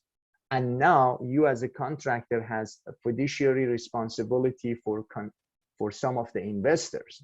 So those investors do not see the return on investment, and therefore they hold the contractors accountable for that. That's why you see Skanska, Fluor, Granite, and some of the big ones staying out of some of these P3 jobs, especially when it is sort of, lump sum contract. We have seen disagreements, and all of them, quite frankly, boils down to not effective risk allocation. I would say, to some extent, you can blame economic conditions and all of that, but really the effective mechanism for risk sharing needs to be in place. There are issues around, okay, these big projects come and big companies come and get the money. And the local firms, especially small firms, disadvantaged business enterprises, as we call it in the US, the DBEs, would not get a job. But it's not true. I mean, there is some truth into that as far as the lead contractor and lead concessioners, but the small firm certainly gets that. There's a good study published by Virginia Department of Transportation, and they show almost 67%, about 2/3 of the project fund as spent within the 50-mile radius of the project location. So in fact, the private sector, wherever they come, those international financiers still rely on local workforce and local firms with the local knowledge. But that's the risk. Nevertheless, it's the risk. You need to, for a good PPP program, you need to have strong supporters in the local industry.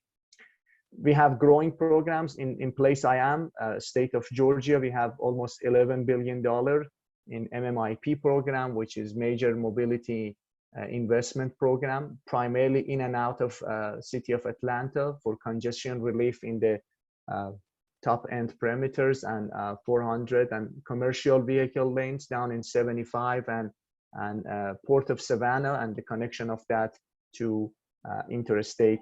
And then another big programs is in the Northern Virginia and Maryland around Washington, DC, highly congested areas, but that's a growing program as well. they consider as one of the leaders in the country, Maryland and Virginia Department of Transportation. Both of them have done significant job. In the US, you would see a lot of managed lanes, which is, adding capacity to existing infrastructure and make them, price according to congestion. What's next? I think the problems are getting bigger and bigger. We need to search for solutions, not just technical solutions. We need to have innovative funding and innovative financing. We need to have policies, effective policies to overcome political barriers and all of the other issues that might be around the projects. Because the need for infrastructure and the link of that to the society growth and economic growth is there. So as civil engineers, as architects, and those who are active in the AEC industry, we need to look at the grand challenges that we are all facing, and this different form, but it's always there. And I see that as a movement towards sustainability and resilience, and looking at infrastructures that are capable of coping with climate change and all of the other issues.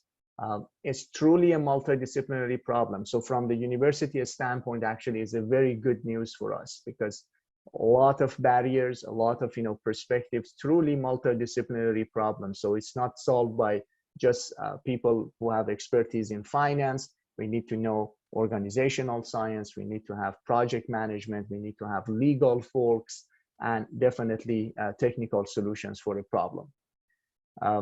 So smart cities, smart developments would be another application of that. And if we do not act, so I always love to reference the American Society of Civil Engineers, ASCE, has a failure to act economic studies.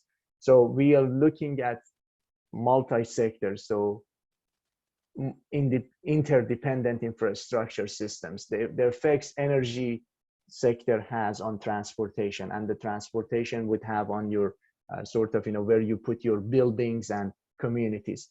So failure of one leads to failure of others, and we have this cumulative effects, which we always see in the time of uncertainty. With that, I think that's all I have as far as this slide. Let me stop sharing mine, and I'd like to return it back to you, Mohan, to start some conversation. Yeah, thank you very much, Babak, for initiating the conversation in a superb way, I should say. I mean, you justified our choice of keynote. You presented such a lot of information in such a short time and so clearly that I think we all picked it up, and I just think that everyone who was there at the start is still there. We had 43 at the start, 43 still here with us. And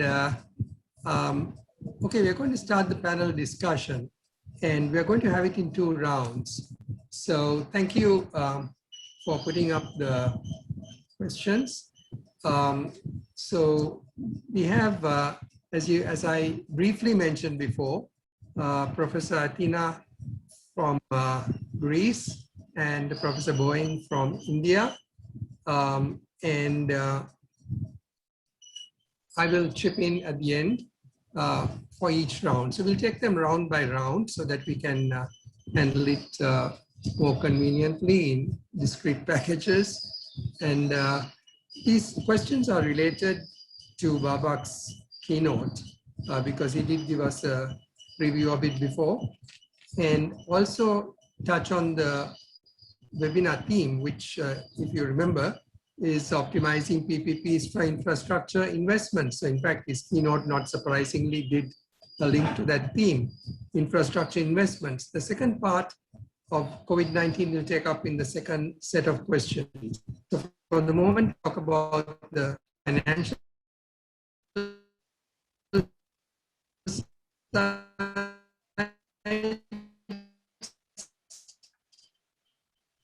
as well as the social values. We are asking Athena to speak first on the first question, which has A and B. So maybe she might have about 2 minutes each to cover that, 4 minutes total, and then I go to Boeing and then to Babak. I'm sure Babak has got a lot of ammunition stored up apart from what he said in the keynote.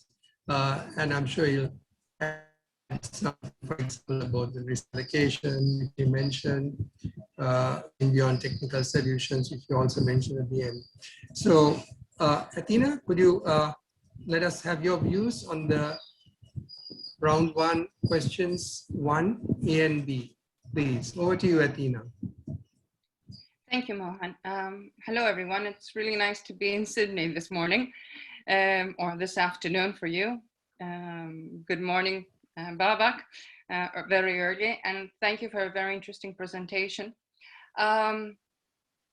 First question on financing, I would like to remind that I like Juan's presentation, the strengths he presented in the previous panel discussion, where, yes, he said there's plenty of financing out there, and these are one of the strong points of PPPs, and there's a lot of interest in investing. And it's true, the problem is not financing or financing ability.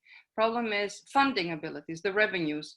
And yes, this is what Babak was telling us, that people are having problems with the financing part.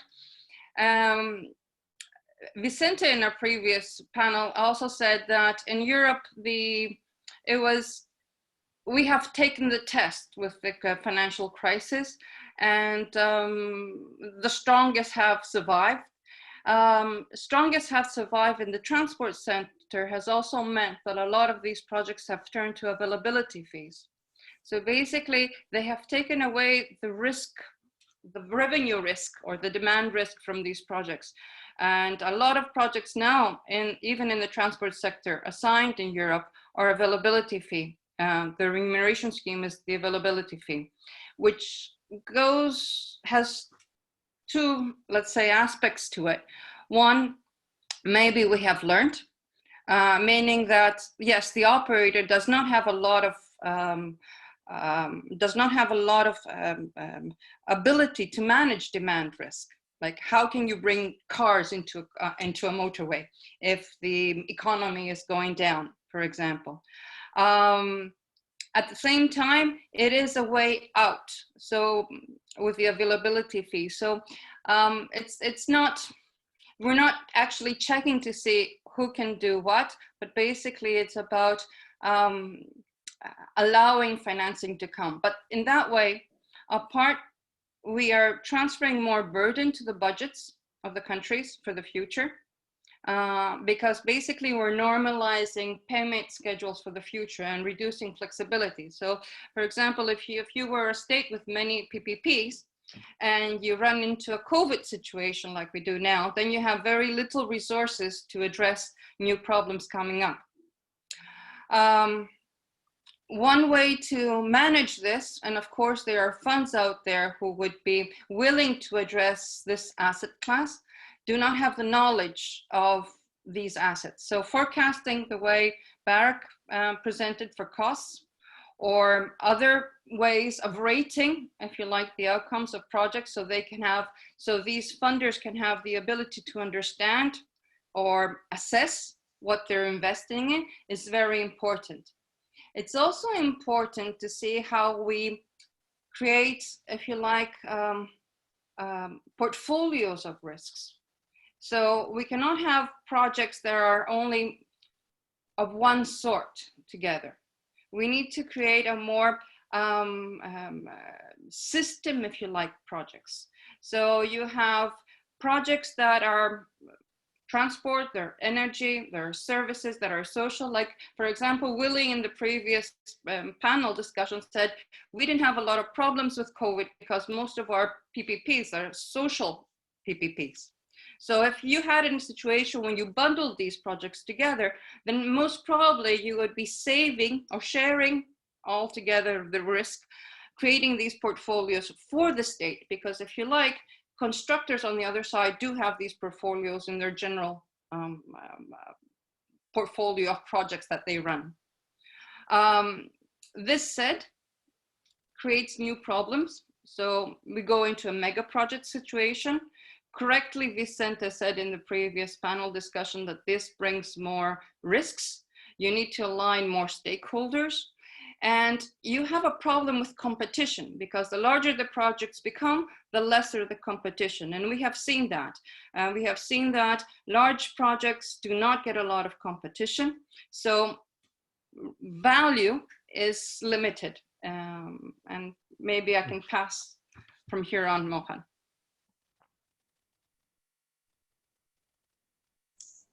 We can't hear you, Mohan. You have to. Sorry.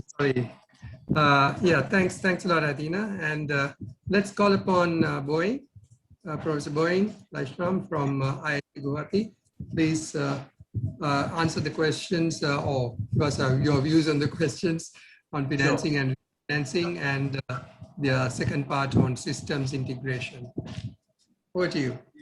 Yeah, welcome to all. And in fact, I was listening to Professor Baba's presentation.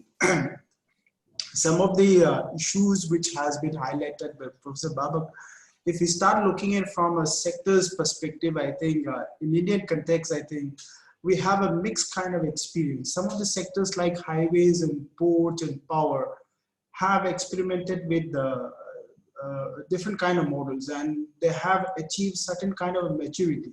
So as a result, what happens whenever we talk about this classification of asset like this, roads and highways, we normally classify it as an economic infrastructure, like say healthcare and prisons and education, schools, they normally classify it as social infrastructure.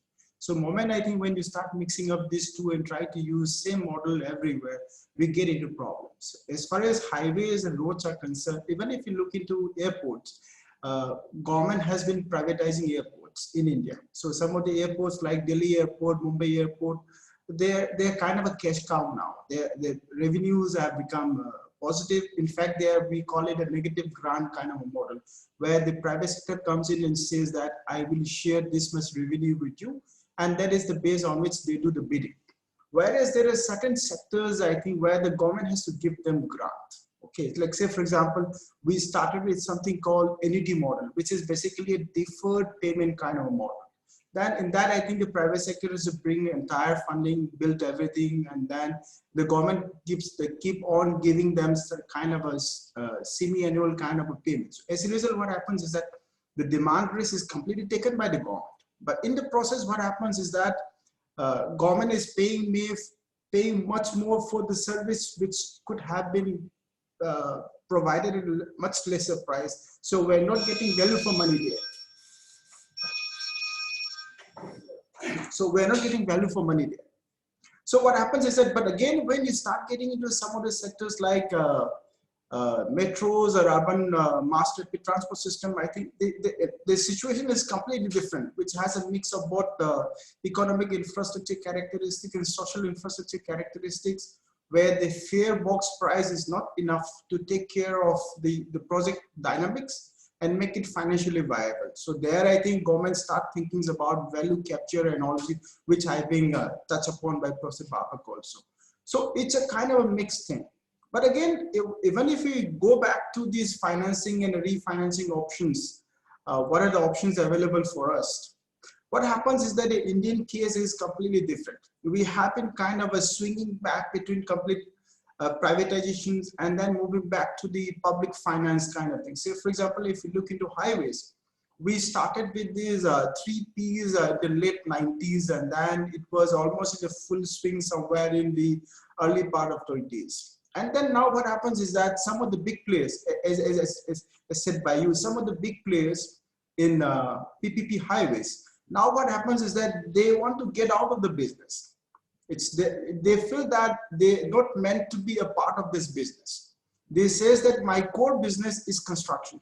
My core business is not to do this business of running a toll highway, collect revenue, and then do that. So as a result, what happens, some of the companies, some of the big construction companies had become bankrupt now, and they don't want to touch any 3 Ps now. So what government does is that they're exploring new financial options, where you talk about the new risk sharing mechanisms they're talking about, with some model like hybrid annuity, where the government gives them 40% of the construction costs and all those. But still, when we start talking about 3Ps, in a true sense, it's supposed to be the risk of financing and the revenue and everything has to be, typically should lie with the private sector. But what happens is that we are not getting too many players as far as highways are concerned, which is considered to be one of the most mature sector, where even 100% foreign direct investment is allowed in this sector. So their government is thinking of fine-tuning the sector and try to bring in some new models where the private sector will play on the role of what we call a concessionaire there. But if you start looking into the other sector like metros and then your wastewater sector and all those things, we are still in a situation where the risk involved in this particular project is so high that getting a true financial mechanism to fund this project is still not completely financially viable. The fact is that these sectors are completely economically viable sectors, but not financially viable sectors. So we have experimented with a lot of, say, municipal bonds, and then whenever the government gives some funds to the state, I think there is always a rider that the PPP, they should attempt to do this in 3Ps and all those things. Government has given a kind of a carrot and stick kind of a approach where they says that we'll give you this fund, but you have to do this restructuring of your particular governance structure and all those things. But still, most of the funds are used for, say, buying some buses, which doesn't really lead into improving your congestion in a particular city. So, in fact, I think we started using even thinking of, say, opening up this sector and then try to bring these pension funds and all those things. I think we are still a long way to go in that. The initial part of the funding which we require for the 3P project, like say your project development, we still have created a fund for that. Okay. But still, I think we don't find too many developers taking on that risk of developing a project and getting onto a particular 3P model. So the financing options, as a result, what happens is that come back to the original public finance kind of thing where the government is thinking of developing everything on an EPC mode or design build project kind of a project. Okay, so that is what we have it. And with COVID, and as far as system integration is concerned, some of the initiative taken up here takes care of that, like smart city program and all of, they try to integrate all of things. But the problem with whenever we start talking about looking at these at an urban level or at city level, the problem is not only a PPP specific. The problem is, say, for example, the capability of this particular government who has to be at the same level as the private sector. We are wanting something there. Capacity upgradation has to take place there. And moreover, whenever we start talking about integrating the entire system, it becomes a big issue there. So for example, I will take the case of India where the solid waste management sector is considered to be one of the sectors in the urban infrastructure which is considered to be comparatively mature compared with wastewater and water sector.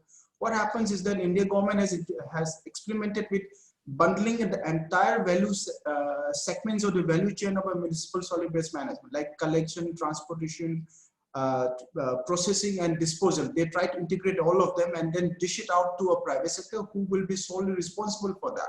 But what happens is that the private sector who comes in there is much more what they call it's much more advanced or much more what we call crooked than the ULB. As a result, what happens is that the ULB, the urban local body, does not know anything, and he plays to the rule, he plays to the game as per the rules set by the private sector.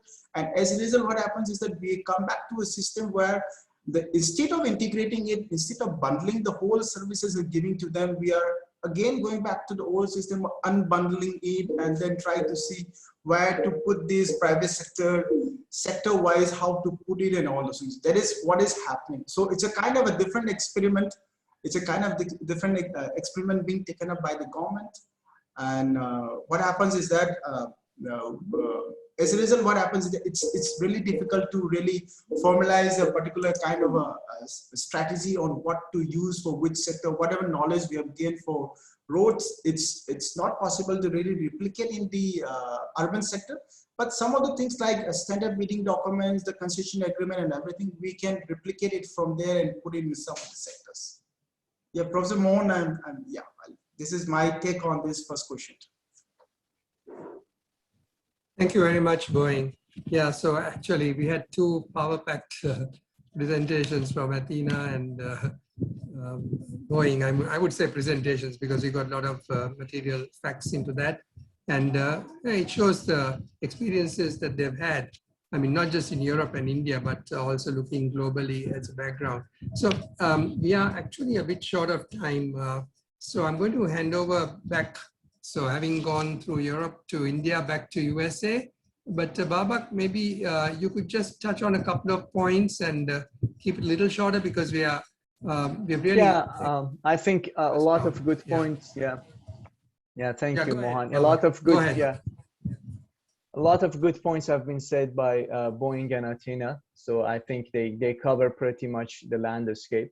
A few points. You need to have dedicated source of funding. I'm getting back to Athena's point. When we have some form of dedicated user fees, the funding source, if it's strong, you reduce the cost of financing, you reduce the risk of financing or refinancing the project, and therefore would be a lot of private sector would be interested in participation, which that competition would be good from that private.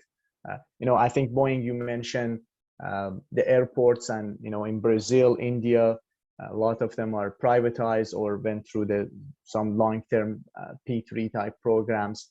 And there is a reason for that, because dedicated source of funding attached to that. Of course, the COVID hit that temporary, but now we are back again. I think the latest from US airline industry, we are back to 100%. But that helps. The other thing is anything that the public sector can do to increase the competition, and that means a better risk allocation. As a matter of the fact, in the US, they're looking into some of the alliancing and alliance contracting that Australia, New Zealand, those countries, that's the birthplace of that. Sort of, we call it in the US some form of, progressive public-private partnership, which means there's too much risk, and we understand that private sector, doesn't want any risk that is unidentified, uncapped, uncontrolled, uncooperative. So those kind of things are bad. So whenever the P3 becomes a risk auction, I think every party loses on the long run, even short run. That's what we are noticing that. So for the sake of time, I just want to stick with these two. So if I talk to the public sector, I would encourage them two things. One is a more dedicated funding sources that's not tied to any political parties, to any ups and downs in the market or anything like that. And the second thing is whatever you can do as far as better risk sharing, because that joint venture cannot deliver the job if the risk is too much, and you won't get enough players in the market. Thank you, Babak. So, all right, so let's move swiftly on to round two. And as you can see in the questions there, the second question, how best could PPP approaches be revamped and optimized to address the special challenges and opportunities in the aftermath of COVID-19 in your region? So Babak, since we're starting with you, you'll be covering, I don't know, USA, North America, whatever. And I can. Yeah. Go ahead. I can see that, there's of course, we're talking about some unprecedented time, and still things are evolving. But in the US, almost the traffic got back to the level it was before COVID in most urban settings, about 80%. And in some places, even is 100%, depending on where they are in terms of opening the economy. And of course, we see a lot of, travels, kind of, a lot of people were not able to do much over the past 15, 16 months. Now we see, it's very difficult to book a hotel these days and, get on an airline or anything like that. So we see that. But the challenge again gets back to the issue of what form of financial agreements you have. Is it based on availability payment, which puts a lot of burden on the government in this type of situation, or is it in the form of the revenue risk and the concessioner? So I have not seen any concessioner, any existing PPPs in the US went bankrupt as a result of COVID. Not yet. I have not seen that in the transportation domain, and even I haven't heard anything related to the social market, like, you know, even like university dorms. You know, that we all seen that, you know, kids went home and there's no revenue coming out of that. The food court and all of the other amenities had to shut down. But still, we have not seen anything like that. But, you know, I'll be cautious. You know, things, maybe we haven't seen the tail of this event. And I have to say, part of that, it was the swift actions that the government has in the US, you know, both the Trump administration and continued by the Biden administration. It's a lot of cash injected into the market. And that helped save a lot of these. Unfortunately, or fortunately, I cannot say either way of that. There is a risk for some of the international players. For example, some of the international investors, they were not able to use some of those government benefits. So if the concessioner parent company is Spanish or Chinese or from UK, they were not able to get benefits from COVID relief, although almost all of their employees are from the United States. So that was a challenge I heard from the P3 community. But, you know, we haven't seen the tail of that, and a lot of these are private information. We are not aware of it, but I would say the things has to go strong because the demand is still there. We had shortfall, at least in the US, in terms of infrastructure, and I would believe the problem is not that much of a COVID. It's more about that risk sharing and having more effective contracting. So increased competition is still number one, but we are dealing with some of the other issues. The industry deals with the workforce issues still there, and a lack of expertise. The capacity of a lot of contractors already maxed out. And there's a big pressure on the labor and material prices on the rise.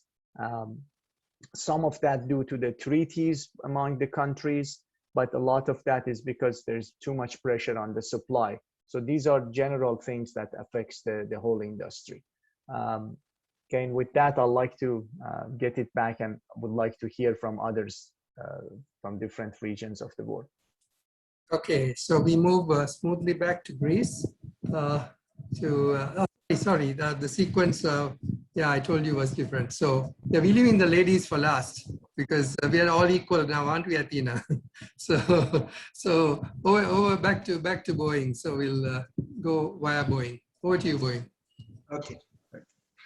Yeah, COVID has its moment. I think when we're talking about 3 Ps, I think 3 Ps are one of the mechanism where we are really which get the effect of the adverse effect of the COVID has been felt by the 3P project. So now what happens is that typically the focus is now is on the contracting mechanism which was used for 3Ps, where in fact I think when we defined this concession agreement, we were very well defined kind of a scenarios kind of it. Wherever we cannot define, we try to cover that up with a dispute resolution mechanism and all those things. But then now the problem is that on a short-term basis, the projects are not earning any revenues. So one way of taking care of this is entering into a renegotiation with the government, okay, and try to see how to restructure it, whether government should come in and pump in additional funding, refinance something or that. That is one thing. At the same time, government doesn't want to get into that trap of, say, refinancing everything when already the resources, the financial resources, the budgetary resources are already so stretched out that They don't want anything like that.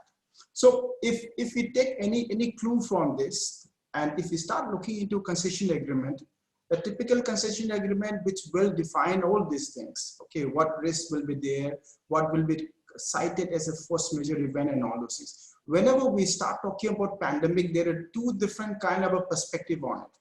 From the private sector perspective, it says that I don't have the same environment under which I'm supposed to operate. So this is the change in the scope of the work. The environment is no more there. Okay, it should be, the government should compensate me.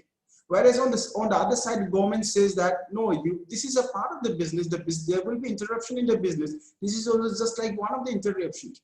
You're supposed to take care of it, you're supposed to tide this off. So there is two different opposing viewpoints on it. And how do we take that into contract for future project?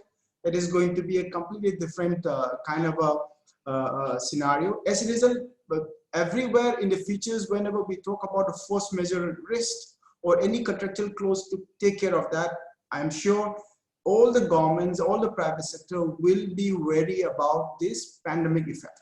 As a result, what happens? There has to be a way out for that, and we have to have a solution for that. If we really want very a steady line of revenue stream or a funding stream or the financing for a project in future, that is one thing. Whereas in India, what happens is that as of now, to take care of this, Indian government has come up with, like, say, 1.5 trillion US dollar investment in infrastructure, while major portion of the funding goes to highway, railways, and all those things. But what happens is, as a result of this particular COVID, what happens is that earlier, before the event of COVID, all the policies and program which has been put in place by the government, by the central government, the union government, had brought the state government, which is supposed to be the second tier of the government, has brought to a certain extent where the capacity has been upgraded, and they were almost playing on par with this union government. Okay, whereas the remaining portion means 40% of the funding has been given by the union government and the state government, and the remaining 20% comes from the private sector. That used to be the kind of a sharing of fundings across the three key players. But now with this COVID, I'm sure state run out of their financial resources. The private sector will not be there. The entire funding has to come from the union government. Okay. So we finding a new kind of a revenue stream is something where a new kind of funding stream is what is required.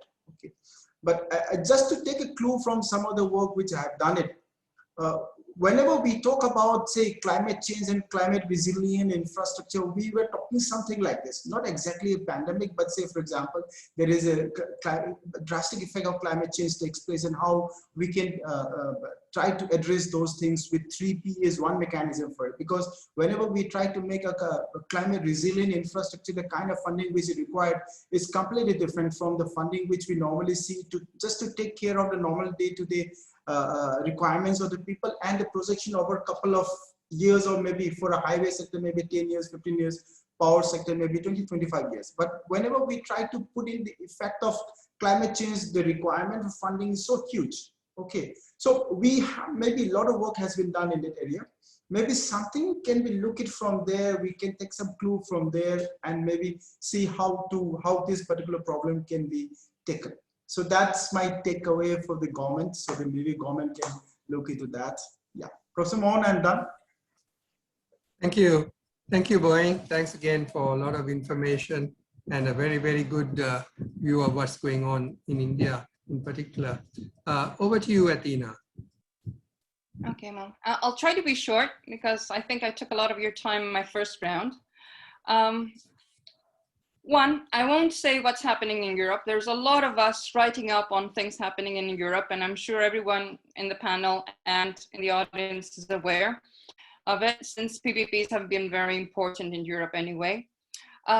Secondly, when it comes to COVID and the impact on transport infrastructure, which is the infrastructure I'm more familiar with, we just see a spike. Everything has really gone back to normal or almost normal everywhere. So it has been a disruption, and it seems that it's coming back to what it was normal before, but we need to see that. What has though happened during COVID that we have missed maybe as engineers, as the construction sector, is that we have moved into Industry 4 during the COVID. So there's a lot of ICT now in our lives. And this ICT goes into all infrastructure, and drivers of the future will be automation. And drivers are going to be, along with other drivers we already had, like climate change or zero emissions targets that are with infrastructure. So basically, we need to look into the disruptions that this brings along. We need to look into the fact that construction is only a very small portion of the time of the entire contract. The contract is 30, 40 years. Construction is 2, 3, 4, 5 years maximum. So what's happening during operation? And here is when the disruptors will come in. We've already seen Amazon Air. We will probably see Google something in the future. And these are operators, and they have multifunctional projects on, because when they get into this area, they're actually financing, providing resources for other parts of their companies or other parts of their activities. So they're going to be very good players. So it's, one needs to think how these players will change the scene, or how we can take advantage of these players, infrastructure, states, society can take advantage of this. So Mohan, I'm answering a question with a question, so I'm sorry about that. Thank you. No, it's good. It's food for thought. It's what this is all about, because it's going to be interactive. And we are about to move into the Q&A session, and we are on time if I keep my mouth shut. But I was going to say a couple of things. So I'll just say something. I mean, there are a lot of valuable bullet points about lessons learned, and even going back to what Yonjian said at the end of the first panel about social value. I mean, I think it's all coming out, and I'm wondering whether we are looking for a new generation of PPPs, not just one type, but to also respond to what Boeing said. There are different types of needs in different sectors and subsectors, and in different regions, as someone else said, in developed versus developing countries. For the financial instruments, again, that came out in the first round answer to my question. You can't apply in Spain what you successfully applied in Singapore. But there are lessons to be learned, and you can come up with some sort of hybrids. So I think there's a need for a new generation, or which caters to all these different scenarios, and to bring in talk of value, to bring in the social value, the long-term value, not just 3 years, as Athena was saying, but the lifetime, and which people are looking at. And for that, we need the people. So we're talking about social value. We need to bring in the people. Well, that's some work I've been doing on the 4P, the public-private people partnerships, where you bring in the stakeholders and integrate them into the game from the very beginning, the right representatives, of course, of the people. Okay, so as I said, we can move into the Q&A, and there was a request from one of the participants, Espen Solim. So maybe we can, I'm just giving an alert that maybe we can leave some time for him. I don't know how much time he needs. He could send a message on the chat to the panelists, but I presume something like 3-4 minutes to talk. But in the meantime, do we have any questions that we need to take up from the chat? Can Yonjian help me? We have one question in the Q&A, and this question, I believe, is directed to Boeing. So yes, I saw that. With respect to infrastructure development in India, the government has decided to privatize, or rather to have this investment in various infrastructure sectors, including the public sector units. So the question is, will it create more risk allocation to private sector, and how will it impact infrastructure development in the country? Okay, I think Professor Stewart was asking same question to the previous presenter.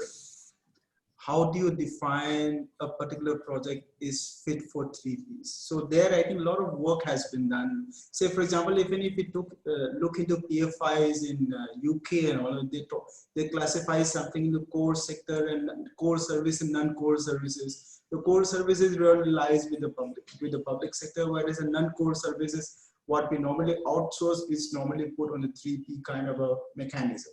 So likewise, I think we don't have a one size fit everything kind of a scale for that. So which sector, which PSU we're talking about, maybe with that PSUs may require, I think, if, say for example, the reason, one of the reason when we started the discussions on 3Ps, earlier before 3Ps, we used to call it BOTs, I think, build, operate, transfer and all. That was a nomenclature which we used. So one of the reasons why we started with BOT was that the value for money comes from whenever the private sector brings some innovative solution. If the private sector is just going to bring something, do something what the government has been doing, the only difference is that private sector is bringing money where the government is not pumping money. Then I think 3Ps is not the way out. We are not getting the complete, the holistic benefit of having a private sector there. So whenever we talk about privatizing a particular public sector unit, we really need to see whether the sector is really, or the particular unit is really in need of a technology upgradation or not. If that technology upgradation can be provided by the involvement of the private sector, then it's the way out to do that. Okay, but making a decision that I think by selling this off, I think I will be replacing my treasury with additional funds and all those things, that may not be the right way of doing it. So I don't have a clear-cut yes or no for the answer to this particular question, but I really need to look into each and every sector, each and every project, whether a project demands a particular, does it have a merit for privatizing it, making it 3Ps or not. We should not be just taking a scale and saying that I think, okay, fine, all these sectors has to be privatized, has to be converted to 3Ps. That is not the right way. Yeah. That is my response to this particular question. Thank you, Boeing. So there is a question from the previous keynote speaker, I think, Yuan. It's a long question, I'll read it out, but if, let me see, I'll put it to Babak and, yeah, put it to Babak. Should funding, payment schemes and risk allocation be managed as three different things instead of being limited by the idea that a toll road should transfer demand risk to the concessionaire and link payment to the collection of tolls? Okay, I have a take on this as well, but I'll hand it to Babak. Yeah, go ahead, Babak. Maybe you start with okay. that, and I'll follow up. Yeah, I'd like to hear what you think about it. Yeah. Okay, I was just wondering whether I'm using a word that's no longer used, but I mean, first of all, I hesitate to see it as three different things because, sorry, but since time is short, I'm being blunt. I would see they're interconnected. The other word I was thinking of is shadow tolls. No one mentioned shadow tolls, but it was used in the UK, right? Before, is it obsolete? Athena, would you know? Or okay. It still applies. Shadow tolls still apply in many countries,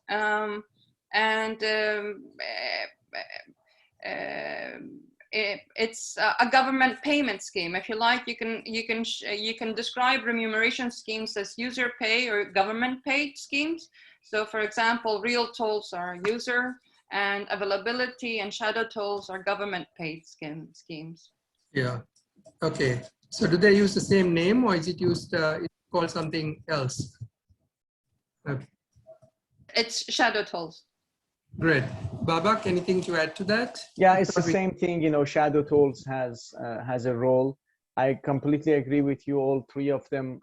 Actually, the private sector would look into that altogether.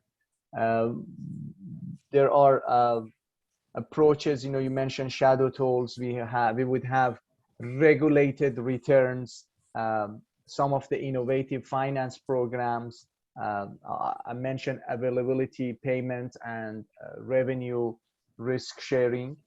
of course, the minimum revenue guarantee and present worth of revenue, all of them are instruments, and they impact the financeability of the project. And when you're doing that feasibility study or risk analysis for financing the project, you're looking at all of them, and then you look at this is going to be in your value for money analysis, the fiscal impact, the financeability. But end of the day, the ease of implementation is one of the issues. Yeah, I think all of them needs to be considered and linked together. Thank you for it. Adina, yes. I don't think there's one answer to just the way there's no one project, one contract fits all type of thing. It's a matter. It's a risk allocation problem. So if you can efficiently allocate the risk, then you manage all the remuneration scheme as well. Availability fees means that the revenue is taken away, revenue risk is taken away from the concessionaire. Shadow is somewhere in between, if you like. So basically, you're just managing risk allocation. You answer the risk allocation problem properly, then you end up solving all the other issues as well. For some roads, it could be that they should pick up all the revenue risk, or they could. For example, if you have one main motorway connecting two big cities, important cities, you could reasonably say that traffic will always be there. Other cases, it's not so. So it depends. Okay, yeah, and also I need to say the risk appetite of the concessionaire. Yes. Like, you know, in the US particularly, the US players are not so much into accepting the revenue risk for them. For them, it's a big thing, part of that, because many of them do not have the portfolio. But when you're talking to Espanols or looking at some of the international, they in fact encourage entities to work on their revenue risk. And I would like to say it's a portfolio problem, and each company is different. The other thing is, when it is under revenue risk, I use the example of I-77 in Charlotte. When I know I can capture more revenue, I may change the design for that project. Like I-77, they add more exit and access to the managed lane. So they went beyond because they believe that provides a better experience, and therefore they receive more cars going through that corridor, and therefore more revenue for them. So look at the upside as well. So I think some believe that they can make more money during the operations if they are in charge of managing the revenue risk, because the other side of the risk is opportunity. So some companies, and especially, you know, in this project was Sintra from Spain, they manage that very well, and they taking advantage of that, putting more money up front because they believe they have a better experience. It all comes with the experience, and those who have experience and managing a portfolio of the project across the board, they are better to accept the position of the revenue risk. Okay, thank you. So Yuan, we may not have answered your question fully. Maybe you have something to add, but since we're short of time, maybe you could communicate with us. If you send me an email, I can send it on to the others or whatever. So there's one more speaker, participant who wanted to speak for 3 minutes. So Espen, I see you're available. Would you like to go ahead, please? Espen Solheim Kyle from Norway. Go ahead. Thank you. Can you hear me? Yes. Fantastic. Thank you very much. Well, yeah, I'm from Norway. I was asked to give some, I guess, insights from our country as well. 5 years back, PPP was a very hot topic in Norway, but now it's really not a hot topic anymore. So it has kind of had a large insurgence, and then it has waned back. I think this is because it has been very politically driven in Norway, where the different sides of the aisle are kind of promoting or not promoting PPP projects. What is special about Norway is that the funding is actually quite good in Norway for projects. So you have to kind of show the value on the procurement method on itself, not because it's able to get access to private funding, but because you can demonstrate value for money. And this has been quite difficult in Norway because the problem is that the private finance and public finance is quite different in how much it costs. So the cost of finance is very different, and then it's difficult to show that the value for money is that much better. In effect, we still have a relatively immature PPP market in Norway. I think one of the problems is that we have mainly just copied the UK PFI model and not really made any kind of changes to make it more suitable for Norway. I think what have happened is that we have had a lot of these guarantees, and the risk has been brought back to the public sector, and then you are just paying a premium without really getting any kind of difference. I think we need, if Norway should have a PPP future, we have to change the approach quite drastically. I think we need to, first of all, we need to have a strategy for PPP, because when we are just doing these pilot projects with some years going by, none of the contractors are really seeing PPP as an opportunity and really trying to show how they can extract value for themselves or for the government. So that's, I think, is something that needs to be in place. We have to have some kind of official strategy on PPP. And I also think we have to really see on what sort of financing solutions is better fit for Norway.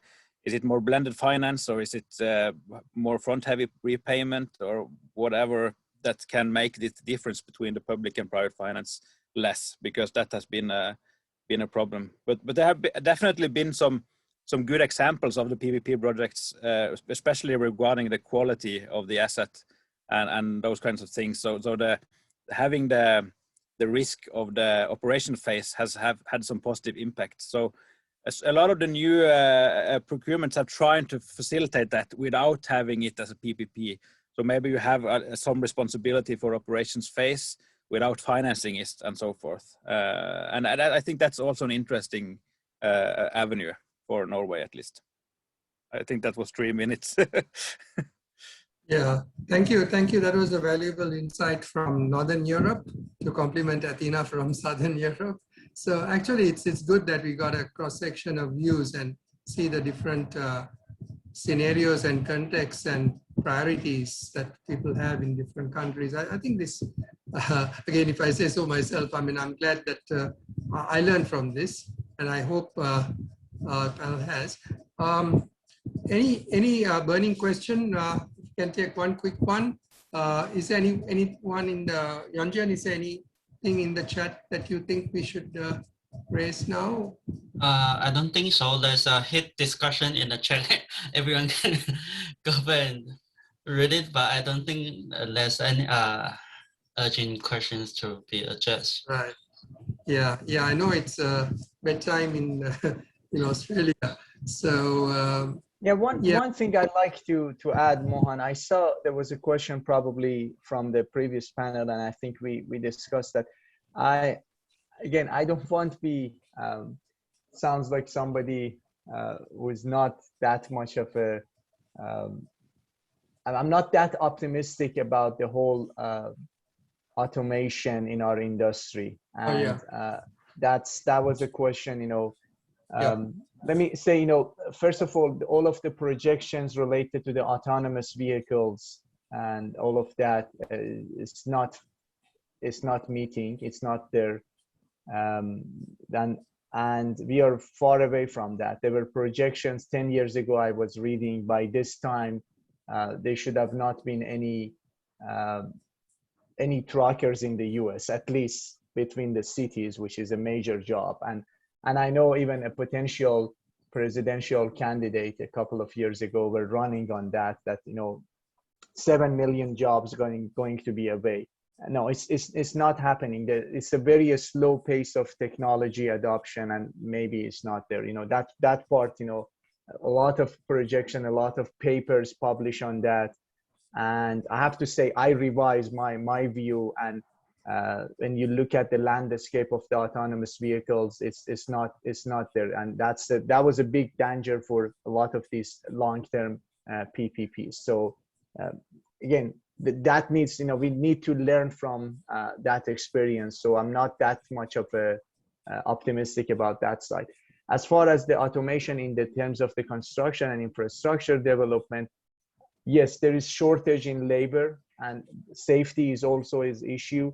We will see more and more prefabrication and modular construction. So especially in the countries that the labor is a big shortage, in US and in I suppose in Western countries. So that's another issue. I would look into that, but it's not going to be like robots making that, but just taking the construction off from the job site and as much as possible modular and prefabrication. So those are the two observations that I think when we are looking at the future development, as much as we like to see these technologies getting attention, but end of the day, I would like to remind us that these are not science fiction.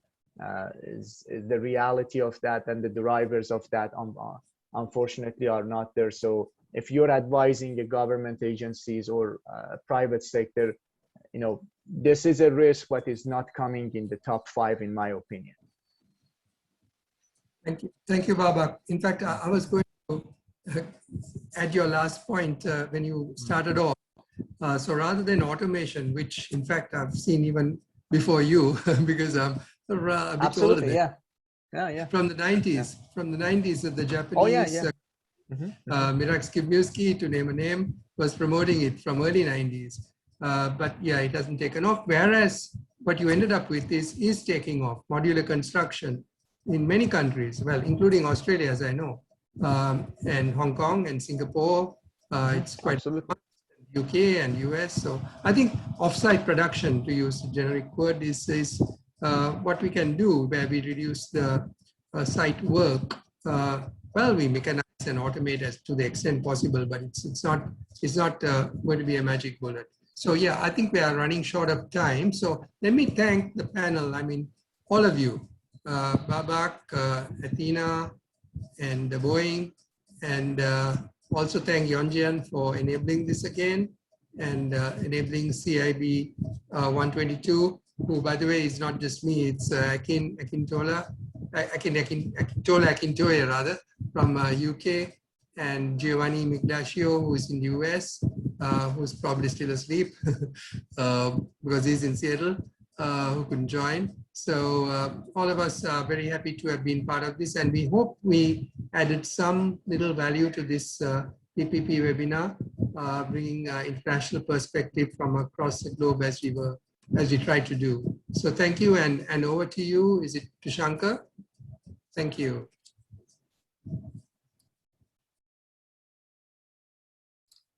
Shankar, you are on mute.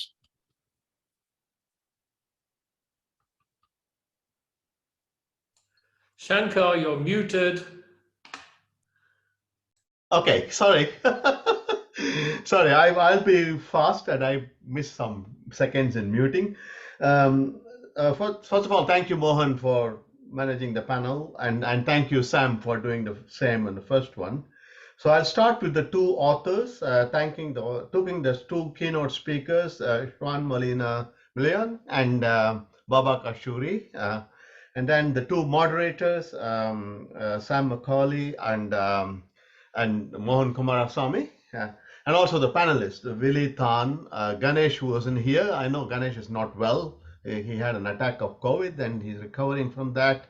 Then I also want to thank Professor Athena from Bustos and Boeing Lashiran, and also to Espen for adding in something from Norway. Okay, and then I like to thank Young Jian for bringing us together. So the CIB, and we also want to thank CIB and the Academy Social Science Academy in Australia.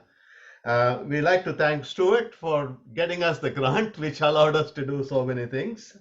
And also to a couple of Daphne Frieda for organizing everything. She managed the workshop yesterday and the panel webinar today. And there are a couple of people who are part of the team, Vince Mangione from my school and Marco Berti. I think Marco was here. So these are the team members who put this thing together. So actually we are over the hump because we had 3 things to do. We had a face-to-face workshop and a webinar and a book to come. So we across the 2/3. We are at 2/3 progress now. We got 1/3 more to go. So we will actually summarize what happened yesterday and today into the report for the Academy of Social Sciences, and also to send that to CIB, as well as write a chapter in the book. Thank you very much, all of you. Bye. Thanks, Shankar. Thanks, everybody. Yeah. Thank you, everyone. Okay, closing down. Bye. Thank you. Thank you so much. Bye. Great seeing Bye. everybody. Thanks, everyone. Thank you. Bye-bye. Thanks again. Bye-bye.